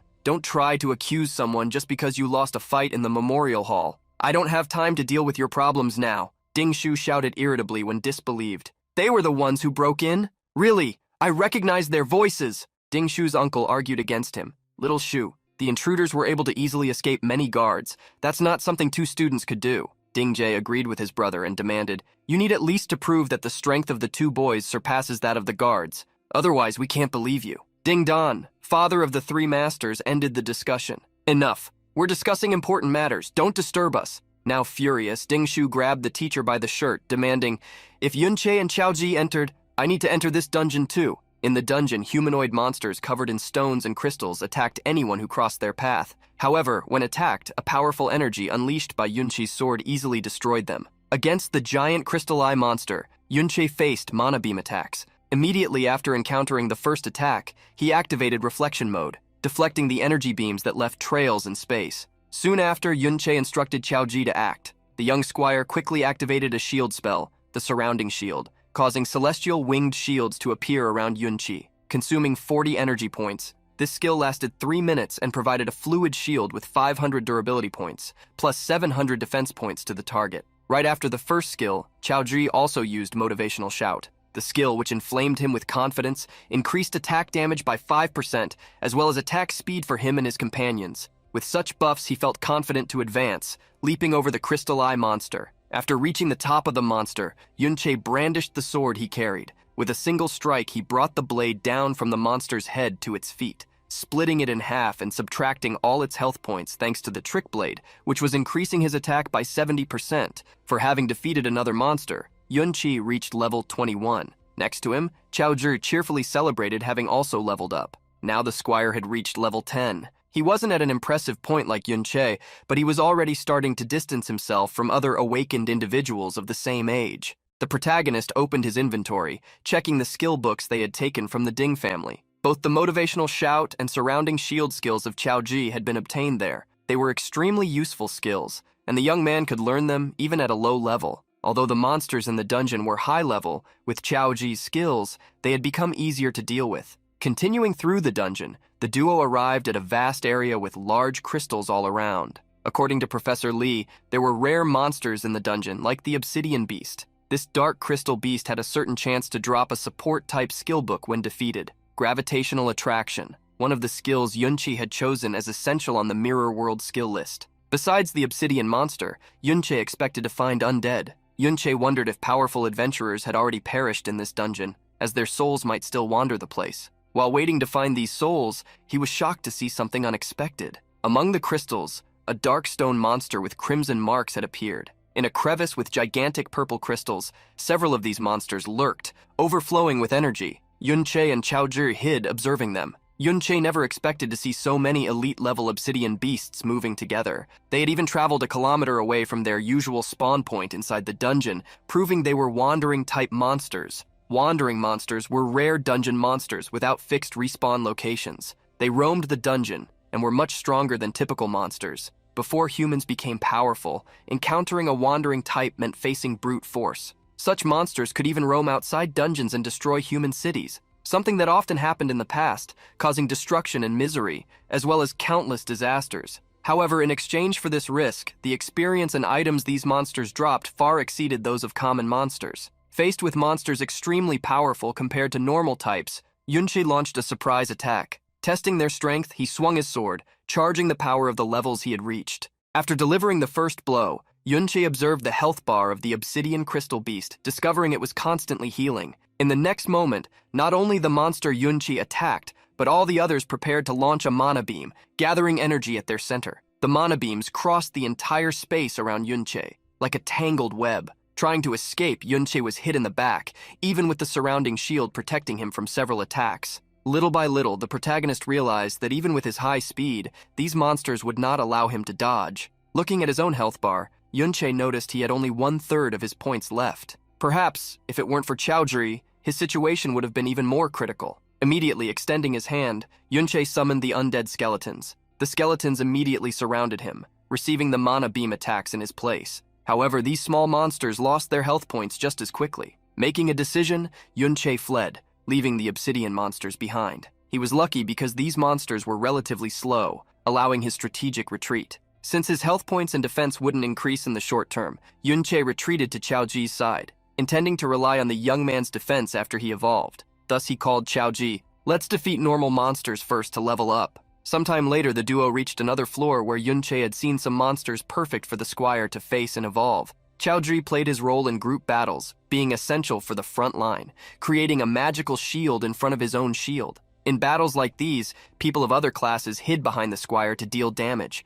which protected them and allowed them to be more effective. Under Yunche's instruction, Chaozhi had put all his points into defense, and with the armor he had gotten from the Ding family guards, he now had the defensive core of a true squire. Suffering attacks from level 20 monsters, Chaozhi barely took damage, a mere 2 points. Still, Yunche shouted, instructing how Chaozhi should act. "Shift your weight, firm your stance, angle your shield toward the attack." Following Yunche's instructions, Chaozhi managed to block one of the attacks perfectly. What excited him more was the fact that the durability of the basic shield had dropped by a smaller percentage compared to previous times. However, Chaozhi's excitement allowed him to be caught by subsequent attacks from the crystal monster. Being hit squarely, the squire was pressed against a natural crystal by the monster's punch, losing about 20% of his health points. Immediately, Yunche moved, destroying the monster's stone arm. Saving the young squire, Yunche warned, "Always stay alert for the enemy's next attacks. Don't swing your shield carelessly. Leave room to block the next attack. Stay alert but keep your body relaxed. Tense only at the moment of defense." Beside the young squire, Yunche taught him how to build a good defense, step by step. With a pat on Chaozhi's back, Yunche told him to try again. Standing behind Chaozhi, the protagonist reminded him that, as a squire, he should always keep an eye on the companions he was protecting. With Yunche's support, calmness and confidence returned to Chaozhi's eyes. He advanced once more, defending against the stones thrown at them. Following behind Chaozhi, the protagonist blocked attacks that passed through the young squire, while teaching, "Remember, when the stats between two opponents are similar, technique is what determines who will win." When all the monsters in that area were defeated, Yunche leveled up to 22. Facing enemies with confidence helped Chaozhi gain experience points faster. The squire already saw his level reach 15 with a smile on his face. Upon reaching that level, he was enabled to learn a new skill book, Shield Armor. The skill applied external armor to the shield, adding durability and defense.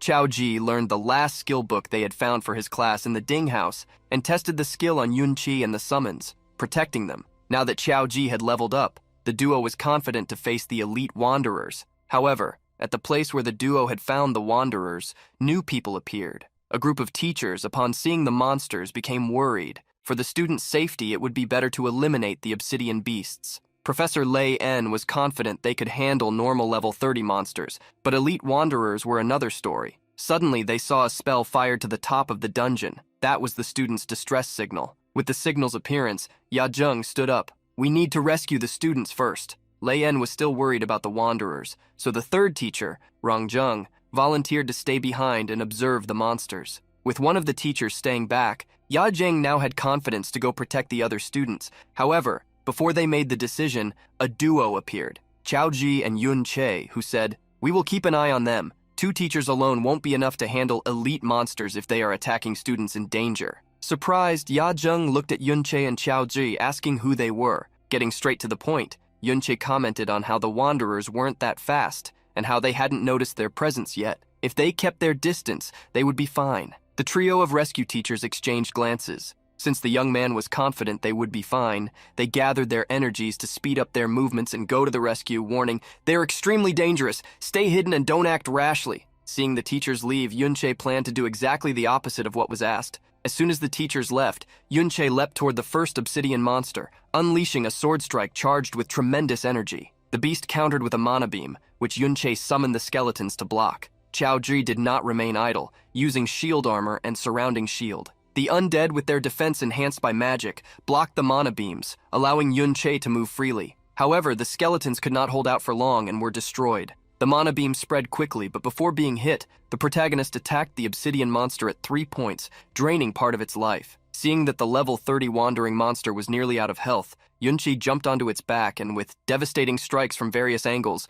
turned the stone monster into crumbs. The monster's health dropped to 0, and it was eliminated. Having defeated the first wandering monster, Yunche felt more accustomed to his new class. Still, there was much to reach the strength of his previous class. Training while attacking, he zigzagged around the skeletons, leaping toward another obsidian beast while relying on his attack bonuses from reversed skills. Even so, the base attack of his support class was very low. It would be great to increase that stat, which nonetheless was already enough to destroy the second obsidian monster, despite the effort. After defeating the second monster, Yunche leveled up again. This proved how high the experience yield was from wandering monsters. Having defeated another beast, Yunche could obtain the items it dropped. His eyes gleamed as something incredible appeared. The long crystal sword Yunche obtained had an intense magenta color, as well as an attack power of 552 points. The sword, focused on a single stat, seemed perfect for Yunche, who had a base attack lower than he wished. Brandishing the sword to get used to it, he declared,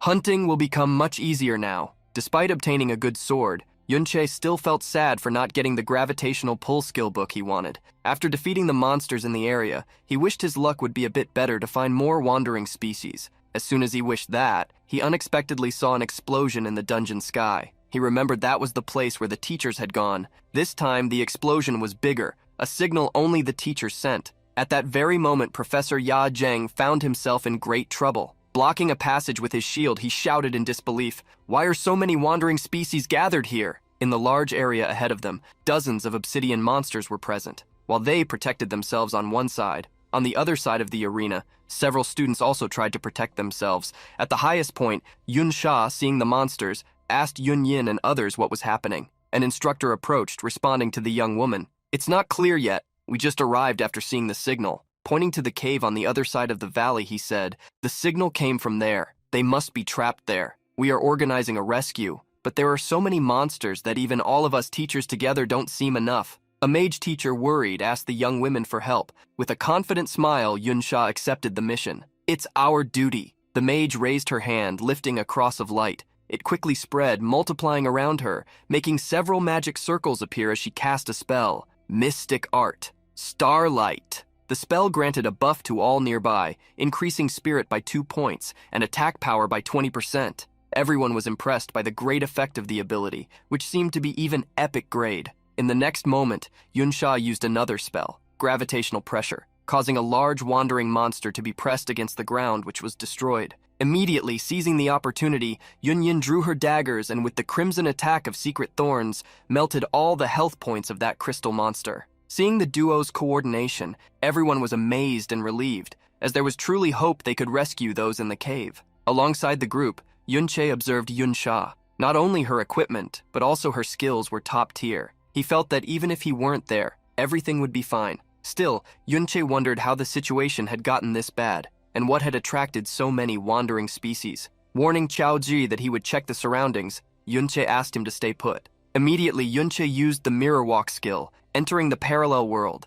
Since the place was full of crystals reflecting like mirrors, he could enter that world at any time. Yunci just hadn't discovered how to leave that world the day before, at the Ding family house, needing to wait for the skill's duration to end to exit. Walking through the crystal terrain, Yunci observed that the monsters did not have ghosts like people. Still, the monsters' bodies physically existed in that mirror world, which was strange, since besides that, no living form could enter that world. Walking to the cave, Yunci observed the teachers and students there. Looking at someone, he wondered, "Is that Xiaoxi?" Yunci imagined it was they who had attracted the wanderers to the cave, needing to use the danger signal. The terrain seemed useful for protection, but it didn't seem it would hold for long. Trying to figure out what had attracted the wandering species, Yunci was quite confused, since everything seemed made of crystals. However, soon a different light, green, caught his attention. He never imagined he would find such a thing in that place. Those green crystals caught Yunci's attention. They were special crystal ores, probably the reason Xiaoxi and her group went to the cave. Unlike the crystals from the outside world, dungeons could produce special materials that did not exist in the original world. Professions with utility skills could use such materials to craft special items, like equipment and accessories. When Yunci touched those crystals, he realized they were so valuable they should be worth more than their weight in gold. Upon touching the crystals, he was surprised by a notification. Mirror image crystal ore can be looted. Return to the real world from here? Seeing the notification, a thought came to Yunci's mind. He discovered that if there was a mirror surface in the mirror world, he could return to the real world from that position. Imagining there was much more to discover about this skill, Yunci mentally noted that he would need to study it properly. Leaving the notification and the crystal aside, he resumed exploring the cave. The amount of ore was unlike normal.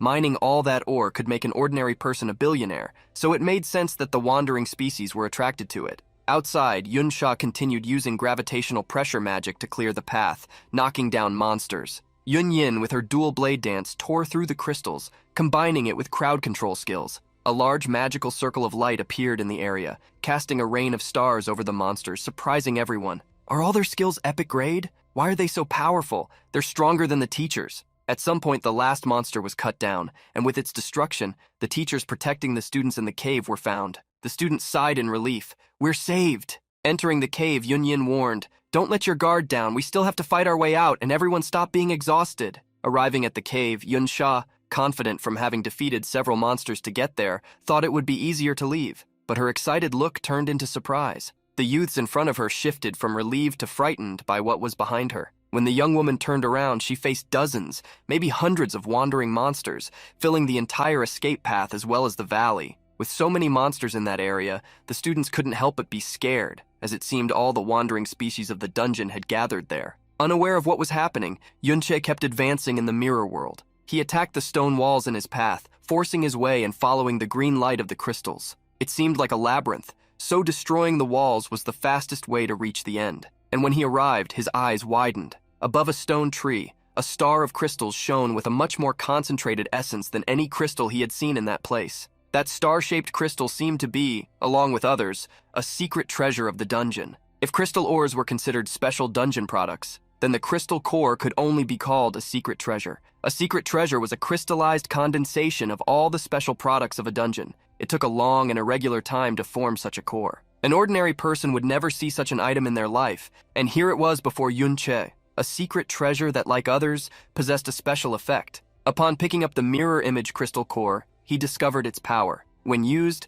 such a core would grant its user 10 stamina points, plus mana regeneration and a 20% reduction in damage from light and electric attributes. The base stat increase and damage reduction caught the attention of the young man holding the crystal core, as large as a basketball in his hands. If consumed, he knew his health points would increase, and the skill Trick Blade could be used more times thanks to the increased mana regeneration. The damage reduction on 2 attributes was even more special. Such effects didn't appear often and were rare even on the best equipment. After smiling broadly, a confused look appeared on Yunche's face, for there was something strange about the situation. Just as the crystal ores attracted the wandering species, with the presence of the secret treasure, that dungeon should logically have a monster whose strength exceeded theirs. With the crystal core in his hands, Yunche found himself with 2 options: withdraw the item from the mirror world or use it immediately. Upon clicking use, a notification appeared. Using or taking items from the mirror world would consume 10 minutes of the remaining skill duration. As he prepared to wait, people outside were surprised. The stone walls of the cave began to move and crumble. From the cave where everyone had been minutes before, a giant, dark crystal monster rose, tens of meters tall. Its size alone made those below look like ants. Everyone trembled upon seeing the Lord of the Wandering Species and shouted, "Is that a secret lord?" The Wandering Lord existed independently of the Dungeon Lord. This was a rare secret boss. Immediately after appearing, the Wandering Boss demonstrated its strength, far beyond that of a common lord, attacking and destroying the surroundings of the teachers and students. Such a monster was far beyond what the humans there could face. Surrounded by an army of wandering monsters and protected by the teachers' shields, the group of students, frightened, never imagined that a wandering lord would appear against a high-level dungeon. In each of their eyes, fear and panic were evident before such a lordly monster. Yunsha took the lead after the desperate confusion began. Climbing onto a monster, she shouted, "Everyone, calm down! The most important thing now is to work together to escape." Drawing everyone's attention, she pointed to a canyon, warning, "We can escape through there. As long as we get out of this basin, we can flee easily." Immediately, she used the Mystic Art Starlight to buff everyone present again, encouraging them, "Don't hold back. Use everything you have to push the monsters back and get out of here." Professor Yajeng stepped forward, conjuring his shield of light. Knowing he had to at least get the students out of there, he advanced with all the shield bearers. "By my side, start advancing." The wandering monsters appeared before the group as warriors, and shield bearers advanced. The clashing of shields caused an explosion of energy. Behind the shield bearers, priests used their healing magic, enabling their fearless advance. However, while the group tried to move forward, the wandering crystal monsters attacked them. Numerous mana rays hit the shields and barriers created by the shield bearers, who tried to force their way through. But at the moment when everything seemed balanced, the Wandering Lord bellowed his war cry. The sound spread throughout the dungeon, reaching the crystal monsters that were not wanderers. Immediately, under the command of the Wandering Lord, the monsters answered the call. Hundreds of monsters joined those already positioned in the canyon, pressing the human group even more strongly. A glow of energy appeared in the Wandering Lord's eyes, his crystal aura. Instantly, a magic circle seemed to emerge over the entire valley, strengthening the monsters below it. Empowered, the first monster charged, breaking a protective shield magic. With even stronger attack power, the crystal monsters struck the shield bearers with their mana rays. Little by little, the shield bearers found themselves in desperate situations. The damage was too high for the healing to keep up. In an instant, all the mana rays targeted a single shield bearer. Somberly, he murmured, "Help me." But before his vision darkened and his surroundings turned crimson, a desperate shout from a student crossed the battlefield. "A teacher has been eliminated!" Trying to keep everyone calm, Yunsha tried to coordinate them. "Shield bearers, stay in front. Priests, prioritize healing them." Despite maintaining everyone's composure, Yunsha knew they were exhausted, even before the Wandering Lord began to move personally. Soon a rogue seemed to give up on the strategy. "There's no way. At this pace, we won't get through them." Using stealth magic, he advanced, ignoring the others. Fearfully, he said to himself, "It's every man for himself now." He quickly passed through the wandering monsters in front of the shield bearers. Since he was unseen, immediately a knight shouted, "Those of the wandering class won't follow him. The stealth duration isn't long enough. It won't last until they escape." Right after the knight shouted, he heard a sound and saw a strong glow arise from a region behind him. The Wandering Lord gathered a large amount of energy, preparing an attack. A professor shouted, "Watch out!" However, the Wandering Lord's mana ray attack tore through everything in front of it, not heading toward the group, but targeting the one who had tried to flee, who, in everyone's eyes, was swept away by the attack. Immediately after the attack, the entire canyon began to collapse, closing the passage. Those trapped were shocked to see the passage destroyed. A shield bearer began to tremble with fear, frightening everyone around with his words. "That attack power is absurd. We won't be able to escape." The next moment, the Wandering Lord prepared a new attack. That fearful shield bearer saw the end approaching, but before the attack arrived, two girls moved, breaking out of the siege and advancing against the Wandering Lord. A gigantic shield appeared in front of everyone like a mountain of stone. The Wandering Lord's attack fell upon the two giant shields, trying to force its way through. Yunsha shouted to everyone, "Those with great strength, come help hold the shield. If they fall, we will be wiped out." Panting heavily, Yunsha told everyone that it was a level 70 piece of equipment, so its durability was guaranteed. Because the level was very high, no one could equip it, but they could buy time using it together. Still afraid, many shield bearers could not help. "Why does the school dungeon have this kind of monster?" Roaring, many began to blame Xiaoxi instead of moving to help. The professor looked around, wondering if even after holding for so long it would all be in vain. For him, the only relief was having saved the two young people earlier, since they shouldn't have been there in danger. However, he realized he was wrong upon seeing the shield bearer from the duo among the other students. Seeing the young man still struggling to help, he asked, "Didn't I tell them to stay in the valley? How did he get here?" Amid the professor's distraction, a crystal monster broke through the defenses, attacking the professor himself. At the last second before the attack hit, Qiaoji shouted, "Surrounding shield!" The shield was used on the professor, immediately broken by the mana ray, but thanks to it, Ya Zheng survived with a mere 10% of life. Suffering absurd damage, the professor gritted his teeth. With the perimeter defense broken, there was no one left who could stop the wandering species. The crystal monster, raising its fist, attacked the professor, but its punch unexpectedly fell on Qiaoji, who jumped to dodge the attack. Raising his shield, Qiaoji deflected the mana ray from the crystal wanderer. Surprised, the professor couldn't believe a young man possessed such strength. Still, all the shields were being broken by the monsters. The group's defense was rapidly falling. Two crystal monsters, united, prepared a joint mana ray attack against an injured student. In Professor Ya Zheng's eyes, there was no hope left. However, before that attack could fall upon them, the monsters were sliced into stone fragments by someone who appeared unexpectedly. Shocked, Ya Zheng stared at the young man before him. Climbing over the stone debris, Yunche praised, "Qiaoji, you did very well." The young shield-bearer extended his hand, relieved. Smiling, Yunche said, "Leave the rest to me." A few minutes earlier, upon leaving the mirrored world, Yunche found the crystal core. Besides the replicated core in the mirrored world, the real one still remained in its original location. By obtaining both cores, Yunche learned that with the mirrored world, all future harvests would be doubled. The only problem was that the crystal ores were difficult to carry out. If Yunche wanted to take the normal crystal ores to the real world, it would take 10 minutes per ore. He couldn't carry the 75 he wanted, as it would take more than 12 hours.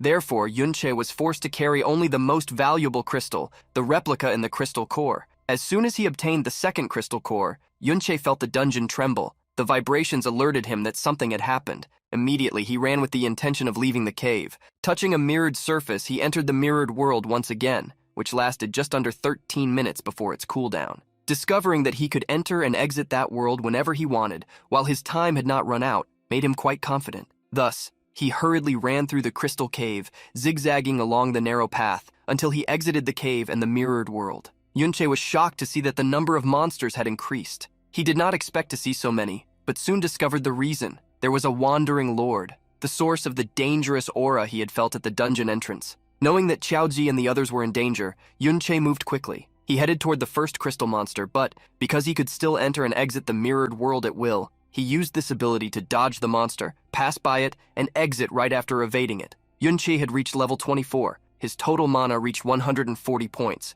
and his mana regeneration per second had reached 2.6 points per second. With that, he used the cheat blade to quickly eliminate the wandering monsters threatening the students' lives as he advanced, since his attack power had increased by 330%, with 180% coming from the skill. Although this was already an absurd statistic, to face a wandering lord, who was even stronger than a dungeon lord, Yunche would not be confident without reaching level 30. Using the mirrored world, Yunche approached the area where the two giant shields were. Locating Qiaoji and the professor he was protecting, Yunche moved toward them, and upon immediately exiting the mirrored world, saved them by destroying the crystal monster, positioning himself in front of the two and saving Qiaoji, who was already injured. Immediately, entering and exiting the mirrored world again to move and attack another crystal monster, Yunche shouted, "Those with support skills, use your buffs on me. I will eliminate these wandering species." Immediately, Yunsha used the Mystic Art Starlight on Yunche. Qiaoji, despite being injured, used Armor Shield and Surrounding Shield. Feeling his spirit and attack power increase, Yunche destroyed another crystal monster with his Sword Strike and Heavy Kick. Although the number of monsters was ridiculous, after using the secret treasure, the crystal core, Yunche's HP had increased, and his damage reduction against electric and light types had reached 40%, so it was not dangerous to attack such monsters. Using the vines, Yunche discovered that the monsters were immune to confusion. Therefore, eliminating them would not be as fast as he wanted. Teachers and students were shocked, mouths agape. A shield bearer, confused, asked the others, "Are my eyes deceiving me?" I looked at his status bar and it showed he had the Enchanter class. Why is his attack power so high? Even Professor Ya Zheng was confused. What skills is he using? He's even teleporting. The professor smiled self-deprecatingly, asking, "You were that strong? And here I was worrying about you back then." Before the professor and others, Yunche turned to dust all the stone monsters he encountered on his path. Yunche only stopped when he leveled up once more. With so many rare monsters together, leveling up became much faster. Surprised, Yunsha watched Yunche return to the fight. At first, she thought he was just a daring little thief. She never expected the strength he possessed was beyond imagination. Beside her, even the usually silent Yunyin, the first to notice Yunche's presence in the Ding house, was surprised. In everyone's eyes, Yunche seemed to teleport, jumping from monster to defeat them. Entering and exiting the mirrored world every second, the protagonist cleared each wandering crystal monster. With each group of monsters eliminated, Yunchi leveled up once, twice, 3 times. Soon he reached level 28. Surprised behind Professor Ya Zheng, someone commented, "Does this person have external support? So strong." However, the professor revealed, "I've seen him before. I think he's a student." Everyone, shocked to hear the professor, returned to watching Yunchi fight. However, at that moment, the Wandering Lord began preparing a new attack after recharging its power. Shocked, the teachers warned everyone, shouting, "He's going to attack again!" The Wandering Lord's mana ray cut through the air, heading toward Yunche, who, jumping quickly, managed to dodge. Even being stronger, he still couldn't take that attack head-on. The Wandering Lord's attack continued, devastating everything it touched, tearing through the valley and hitting even the monsters. Yunche knew he needed to do something because as soon as the Wandering Lord started acting, the 2 shields protecting teachers and students from mana ray attacks would no longer be able to fulfill that function. Also aware of this, Professor Ya Zheng shouted, "The number of monsters has decreased. Let's advance toward the exit. It will be too late if the Wandering Lord gets closer." No matter how strong someone is, there's no way to fight against a Wandering Lord. Despite the professor's command, a squire was afraid. "These 2 shields are hard to move. If we run away, we'll be exposed to the Lord's attack." Everyone began to argue, afraid to leave, afraid of being attacked. However, everyone's attention was drawn by a voice. "Leave this to me. If I attack him and draw his attention, you will have a chance to retreat," appearing like a savior. Yunche warned everyone. Worried, Professor Ya Zheng asked what would happen to the young man if everyone fled and left him behind. Yunche knew that if the Wandering Lord was not defeated, he would gather even more monsters and roam the outside world. In the past, almost all major cataclysms had been caused by Wandering Lords, and that was why he wanted to act, telling the professor, "I will stay and eliminate this monster." With just over 5 minutes left in the mirrored world's time, Yunche had taken on the mission to save everyone. While attacks fell from all sides of the dungeon, the instructor led the group of teachers and students to flee. "No one can fight so many monsters at once. If we escape quickly, he can escape too." Beside the instructor, another asked confusedly, "Didn't he say he was going to defeat that lord?" But Ya Zheng thought such words were just to calm them down. With them was Chao He, feeling useless for only being able to run away at such a moment and wishing Yunche wouldn't get into trouble. The protagonist was constantly swinging his sword, sequentially striking the stone monsters in his path to level up. The Wandering Lord did not stand still, launching a beam of energy at him. But to evade, Yunche entered the mirror world, leaving that realm the next moment to attack the big boss monster. Yunche's sword strike pierced the rock with overwhelming energy, but the giant mountain lord lost less than 300 life points from his more than 13,000. Moreover, with such high defense, the lord monster instantly healed after being wounded. Looking up, Yunche knew where he needed to attack. On the head of the Wandering Lord was a crystal, his core, his weak point. However, needing to dodge the stone attacks, Yunchi didn't think his attack power was enough yet. Additionally, Yunchi saw another problem. The effect bonuses they had cast on him were running out, and his mana was depleting. It wouldn't be possible to activate the cheat blade many more times. With all this in mind, Yunchi gave his all in his strikes to level up as quickly as possible. As soon as he advanced to a new area, the protagonist glimpsed a different glow. The glow came from the center of the Lord's palm. Immediately, Yunche entered the mirror world, dodging the attack the monster launched as it predicted his movement. Unexpectedly, as soon as Yunche left the mirror world, the giant lord's hand energy was still present in the air, causing continuous damage that reduced his life points by 50 every second. Yunche leaned forward, trying to withstand the shockwave. He couldn't rely so much on the mirror world, as the skill's time was running out. He would have to get used to dodging. Yunchi saved the remaining 4 minutes of time in the mirror world, using the undead to block attacks. However, there was also a problem with this: the mana consumption from continuously reviving them. Faced with so many difficulties, he wondered if he should retreat. But at that moment, a giant shield fell in front of him. He was confused to see Yunsha, Yunyin, and Chaoji. Yunsha revealed why they were there. "Your little brother begged so much that we had no choice but to come help you." Denying that he begged, Chao Ji simply said there were many people who could help with the escape, so he thought to help. Smiling slightly, Yunche thanked him. Since the secret boss was very dangerous, Yunsha said they would cover Yunche so he could retreat and recover. However, returning to face the stone monsters, he declared, "No need. With your help, I won't have to hold back anymore." In an instant, Yunche had already swung his sword countless times, giving a final sigh to the stone golems around him. Leveling up once again,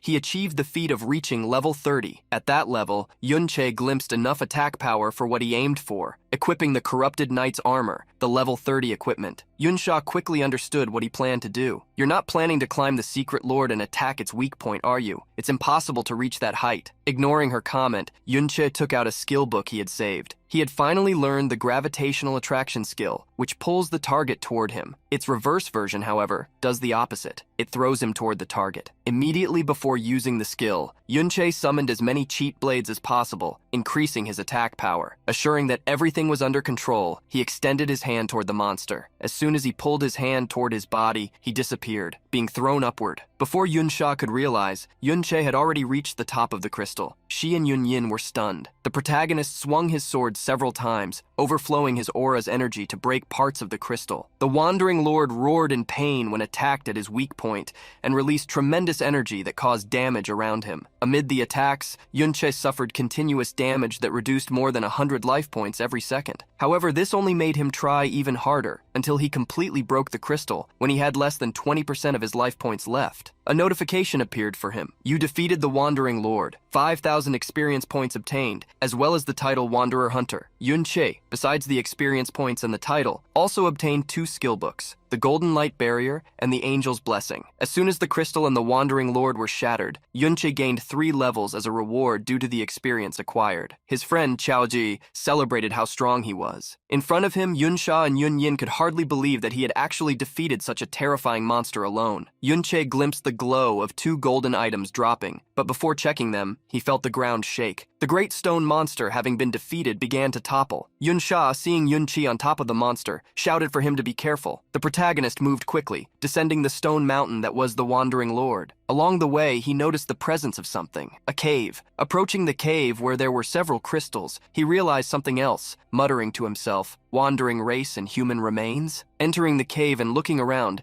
he could tell that a Wandering Lord much more powerful than the one he had just faced had been born there long ago, as well as understand the reason for the intense battle marks in the place. Looking further ahead, Yunche saw the silhouette of a man atop a stone hill. As if frozen in time, there was the body of Chao En, still thrusting his sword into the rock. There, where many monsters piled up, Chao Zhi's ancestor stood at the top. Upon entering the cave, Yunsha was shocked. "Is that the traitor Chao En? I heard he was eliminated by the hero Ding Kun, but I never expected to see such a thing." Yunsha looked around at the bodies of monsters and humans and noted, "These are clearly the consequences of countless battles between monsters and humans, completely different from the statue in the Modern History Memorial Hall. This definitely isn't someone trampled." Silently, Yunche bit his lips, annoyed. At that moment, Chao Ji approached, drawing their attention. "You may not believe it, but I think my great-grandfather might not have been a bad man." Chao Ji revealed that since childhood, he had searched for all stories about his great-grandfather. Whenever it came to his specific experiences, the descriptions were vague, but he had still found some details. He always went to dungeons that didn't match his level. "Tell me, why would someone of rank S, someone with a profession above level 60, come to a low-level dungeon?" Pointing to the surroundings, Chao Ji answered his own question. "Because this is a dungeon that could spawn a Wandering Lord. Such beings are the source of catastrophes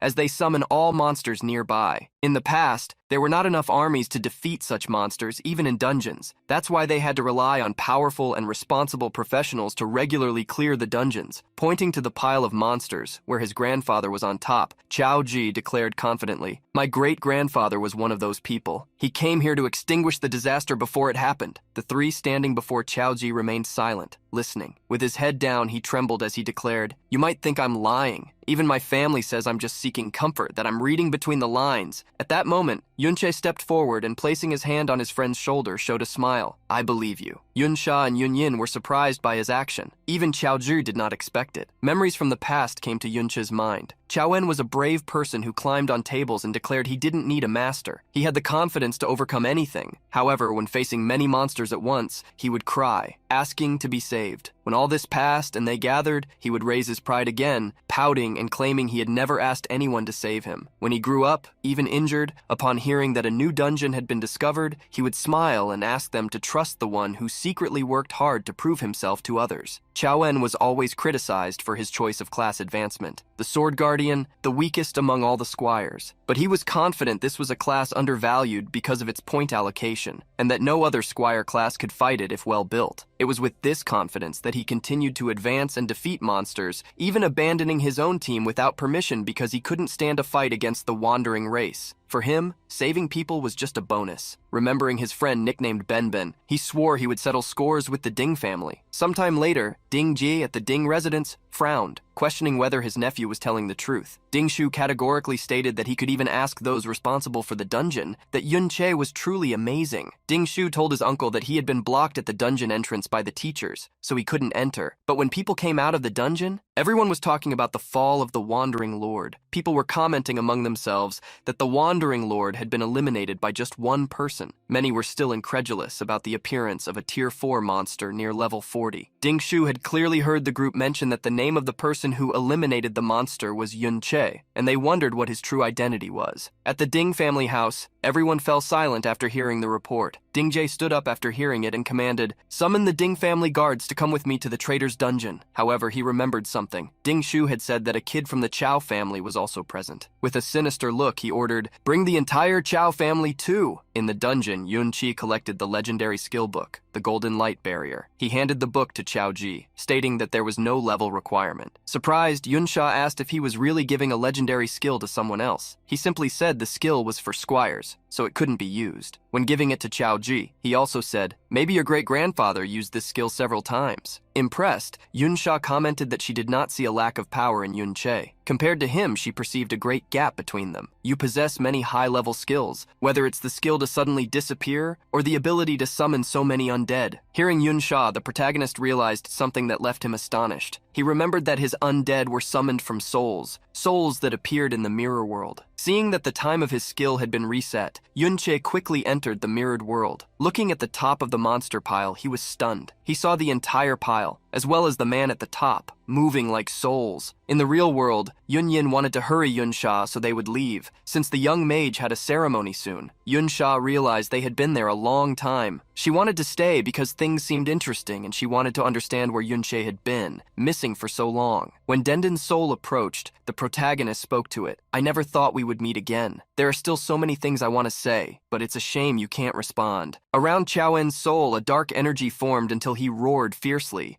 Yun Chi had seen his old friend become an undead but did not want to fight him. Chao En, however, attacked with a large amount of dark energy that enveloped Yun Che. The shadow around the protagonist made him see various images, scenes from Ben's life, from his birth, youth, and the time he fought monsters. One of these memories, however, was when he was cowardly attacked by Ding Kun. Somehow, Ding Kun's posture seemed familiar to Yun Che. At that moment, like a mirror, the memories fragmented. Looking at the undead in front of him, Yun Che wondered what was happening. Before he could try to talk to Ben, Yun Che was attacked by his possessed friend. He blocked the sword attack, quickly retreating to dodge several others. While dodging, Yun Che analyzed Chao En's actions, realizing only battle instincts remained. Trying to leave the mirror world, he was shocked to find he couldn't leave the current area. Sighing, he found he had no choice but to fight. In the real world, Chao Ji was surprised. Before him appeared several guards of the Ding family, Ding Shu and Ding Jae, who questioned him. "Where is Yun Che? Did he notice we were coming and run away?" Smiling, Ding Jae was upset, as the fun would be halved. Seeing Ding Shu, Chao Ji looked away, asking why they were there. Ding Gae, with a malicious smile, interrupted, "Don't pretend, kid from the Chao family. Did you think we wouldn't notice you sneaking into our house with Yun Che?" Chao Ji was about to deny any involvement when Ding Shu shouted, "Did you think I wouldn't recognize your screams?" Shock appeared in Chao Ji's eyes. Ding Gae, with a malicious look, raised his hand and said, "It doesn't matter, because I brought a little gift." Chao Ji couldn't believe what he was seeing. Among the Ding family guards, he saw his entire family. His great-grandfather, his grandmother, his great-uncle, and his aunt. Lastly, he saw his mother. Chao Ji's old great-grandfather suddenly started shouting, "Kneel, you little animal! Apologize to the hero's family! Apologize to young master Ding Shu!" Chaoji tried to refuse, but the old man kept reprimanding him. What have I taught you since you were young? I taught you how to behave in front of the Ding family. Kneel. Chaoji couldn't hold back and responded firmly. Do you want our family to be the Ding family's dogs for generations? The fury in his voice frightened his own family. Suddenly, one of his relatives knelt down, shouting, Yes, as descendants of a traitor, being dogs is already a blessing. Chaoji's aunt began trembling with fear, begging her nephew to think about their father's situation. Hearing his aunt mention her husband, his mother also started trembling, as it was very difficult for her and the whole family. Chaoji couldn't believe his family wanted to remain in that situation forever. Trying to convince them, he desperately pointed behind him. Look at this situation. My great-grandfather entered this secret realm just to prevent a catastrophe. It was only because many attacked him back then that he sacrificed himself. With a determined look, the young man put all his thoughts into words. I have been gathering information about my great-grandfather all this time, but I lacked decisive proof. Now the evidence is right before us. Grandfather was not a villain or a traitor. The truth is completely different from their propaganda. As soon as the truth is revealed, my great-grandfather's name will be cleared. We will never have to live like this again. Chaoji shouted at the top of his lungs. The Ding family has no right to treat us like this. Great-grandfather, uncle, second uncle. They should not have been attacked because of this. At the boy's words, Ding-ge began to laugh. He slowly walked toward Chaoji, revealing that everything he had said was true. Your great-grandfather Chao En was indeed ambushed. He was not a villain. To be clear, it was my father who sought power precisely to ambush him. Ding-ge laughed, showing confidence in front of Chaoji's face. But who cares about the truth? Chao En was a traitor to the empire, so he deserved to be vilified. Laughing and showing the strength of his family, Ding-ge asked what was the problem if the young man's father had gone mad, or the family's reputation was attacked, since they were descendants of a traitor. Pointing to Chaoji's family present in the dungeon, Ding-ge revealed the truth. Your entire family already knew this. Otherwise, why do you think the people you named were eliminated? He loosened his tie and ordered with a smile, Kneel. Immediately, all of Chaoji's family present knelt before him. Even the young man's mother knelt, begging, Son, kneel. Just admit guilt and don't resist. It's useless. Chaoji's mother cried, wiping her face with tears. Mom really doesn't want to lose her son after her husband went mad. Mom really can't take this anymore. Hearing his mother cry, Chaoji couldn't help but tremble, weakening. He remembered his mother before she aged, opening her arms to hug him and telling him not to listen to others, treating him as the best. At that moment, Ding Shu began to laugh and shouted, The greatest fool of all time! Whether you want to kneel or not, you will kneel anyway. He raised his leg, kicking toward Chaoji, but unexpectedly, the young squire raised his hand, blocking the kick. Chaoji grabbed Ding Shu's leg, spun him in the air, and slammed him to the ground with all his strength. Knocking Ding Shu down, he swore, I will never kneel again. Furious, Ding Shu got up, bringing out his fire crystal hammer while shouting, How dare you fight back? Let me remind you how a punching bag should behave! Ding Shu charged at Chaoji, who at the last moment drew a shield. Using the shield's body, Chaoji struck Ding Shu, throwing him backward. Ding Shu couldn't believe what was happening. Furious, Chaoji threw a punch at Ding Shu while shouting, Mother, we are the true descendants of the heroes. The sudden impact of Chaoji's strength left Ding Ge stunned. Ding Shu staggered backward, unable to believe what he was seeing, clutching his head as if trying to understand how that boy who had always been his punching bag could suddenly be so powerful. Filled with rage, he charged forward, shouting that Chaoji was nothing but a coward who had been beaten since childhood. Furiously, he swung his weapon in a brutal arc, trying to crush the former victim who now dared to fight back. But this time, Chaoji did not retreat. He faced the attack head-on, his armor absorbing the impact effortlessly, and he threw Ding Shu to the ground again. The entire family watched in shocked silence. Standing over the fallen enemy, Chaoji declared firmly that he was no longer the same boy he once was. Meanwhile, in the mirror world, the fight was even more intense. Yunche faced the corrupted soul of Chao Ben. He knew he was facing his friend at his peak, an absurdly strong warrior. The difference between them was overwhelming, and Yun was fully aware that if it weren't for Chao Ben being defensive class and unconscious, he would have been defeated long ago. Still, Yunchi had a trump card. He himself had taught all of Chao Ben's moves. He knew every weak point like the back of his hand, able to predict and counter his moves. Even with this advantage, the fight was far from easy. The spirit's defense was equivalent to a warrior above level 60, and even with the trick blade fully charged, Yunchi's attacks barely scratched his opponent. Suddenly, the corrupted spirit unleashed a colossal explosion of golden energy that swept everything around. Yunchi recognized the attack instantly. It was the legendary Golden Light Barrier, the very skill he had just given to Chaoji moments before. Without hesitation, he braced himself to withstand the impact,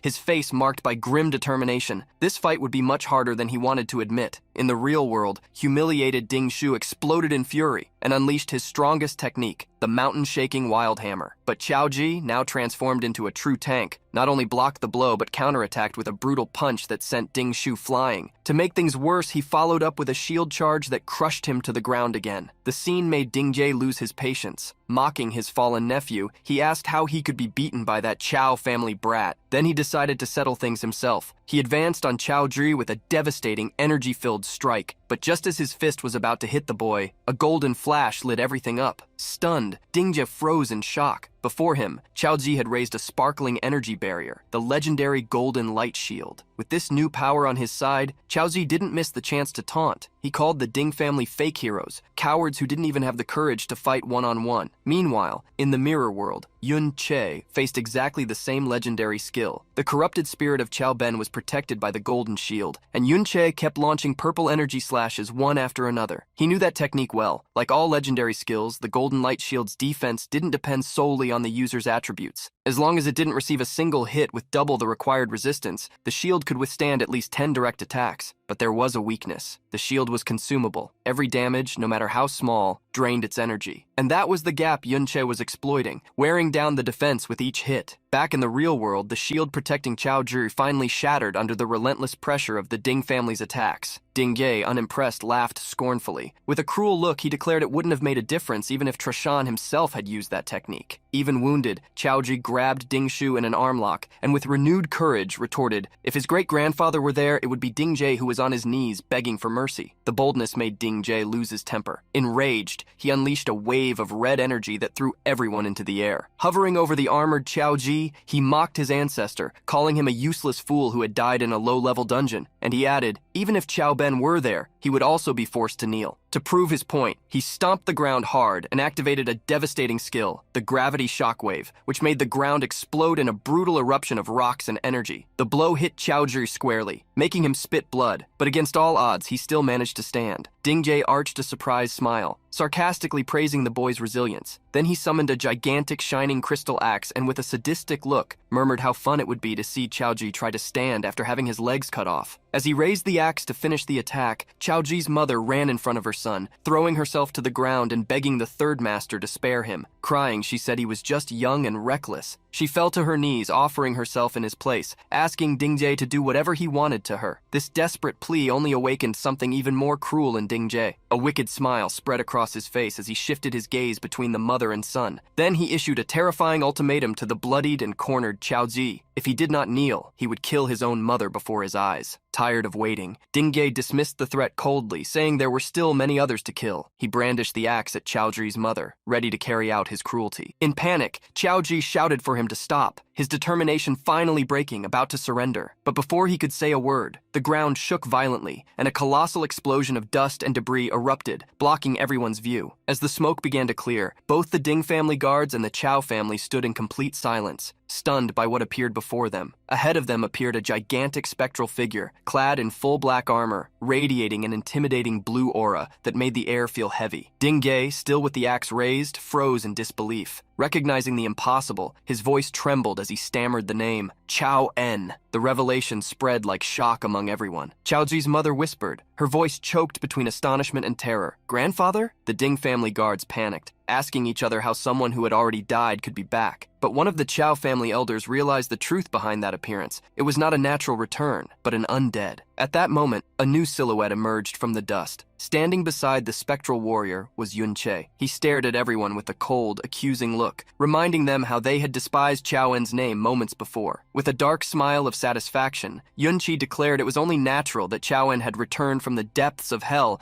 to settle scores with those who humiliated him. If you enjoyed today's recap and want more Manhwa content, subscribe to the channel. We're starting this journey now, and I hope that together we can strengthen this new community. So go ahead and like the video, comment for future parts, and share it with your friends. Thank you so much for joining us, and until next time.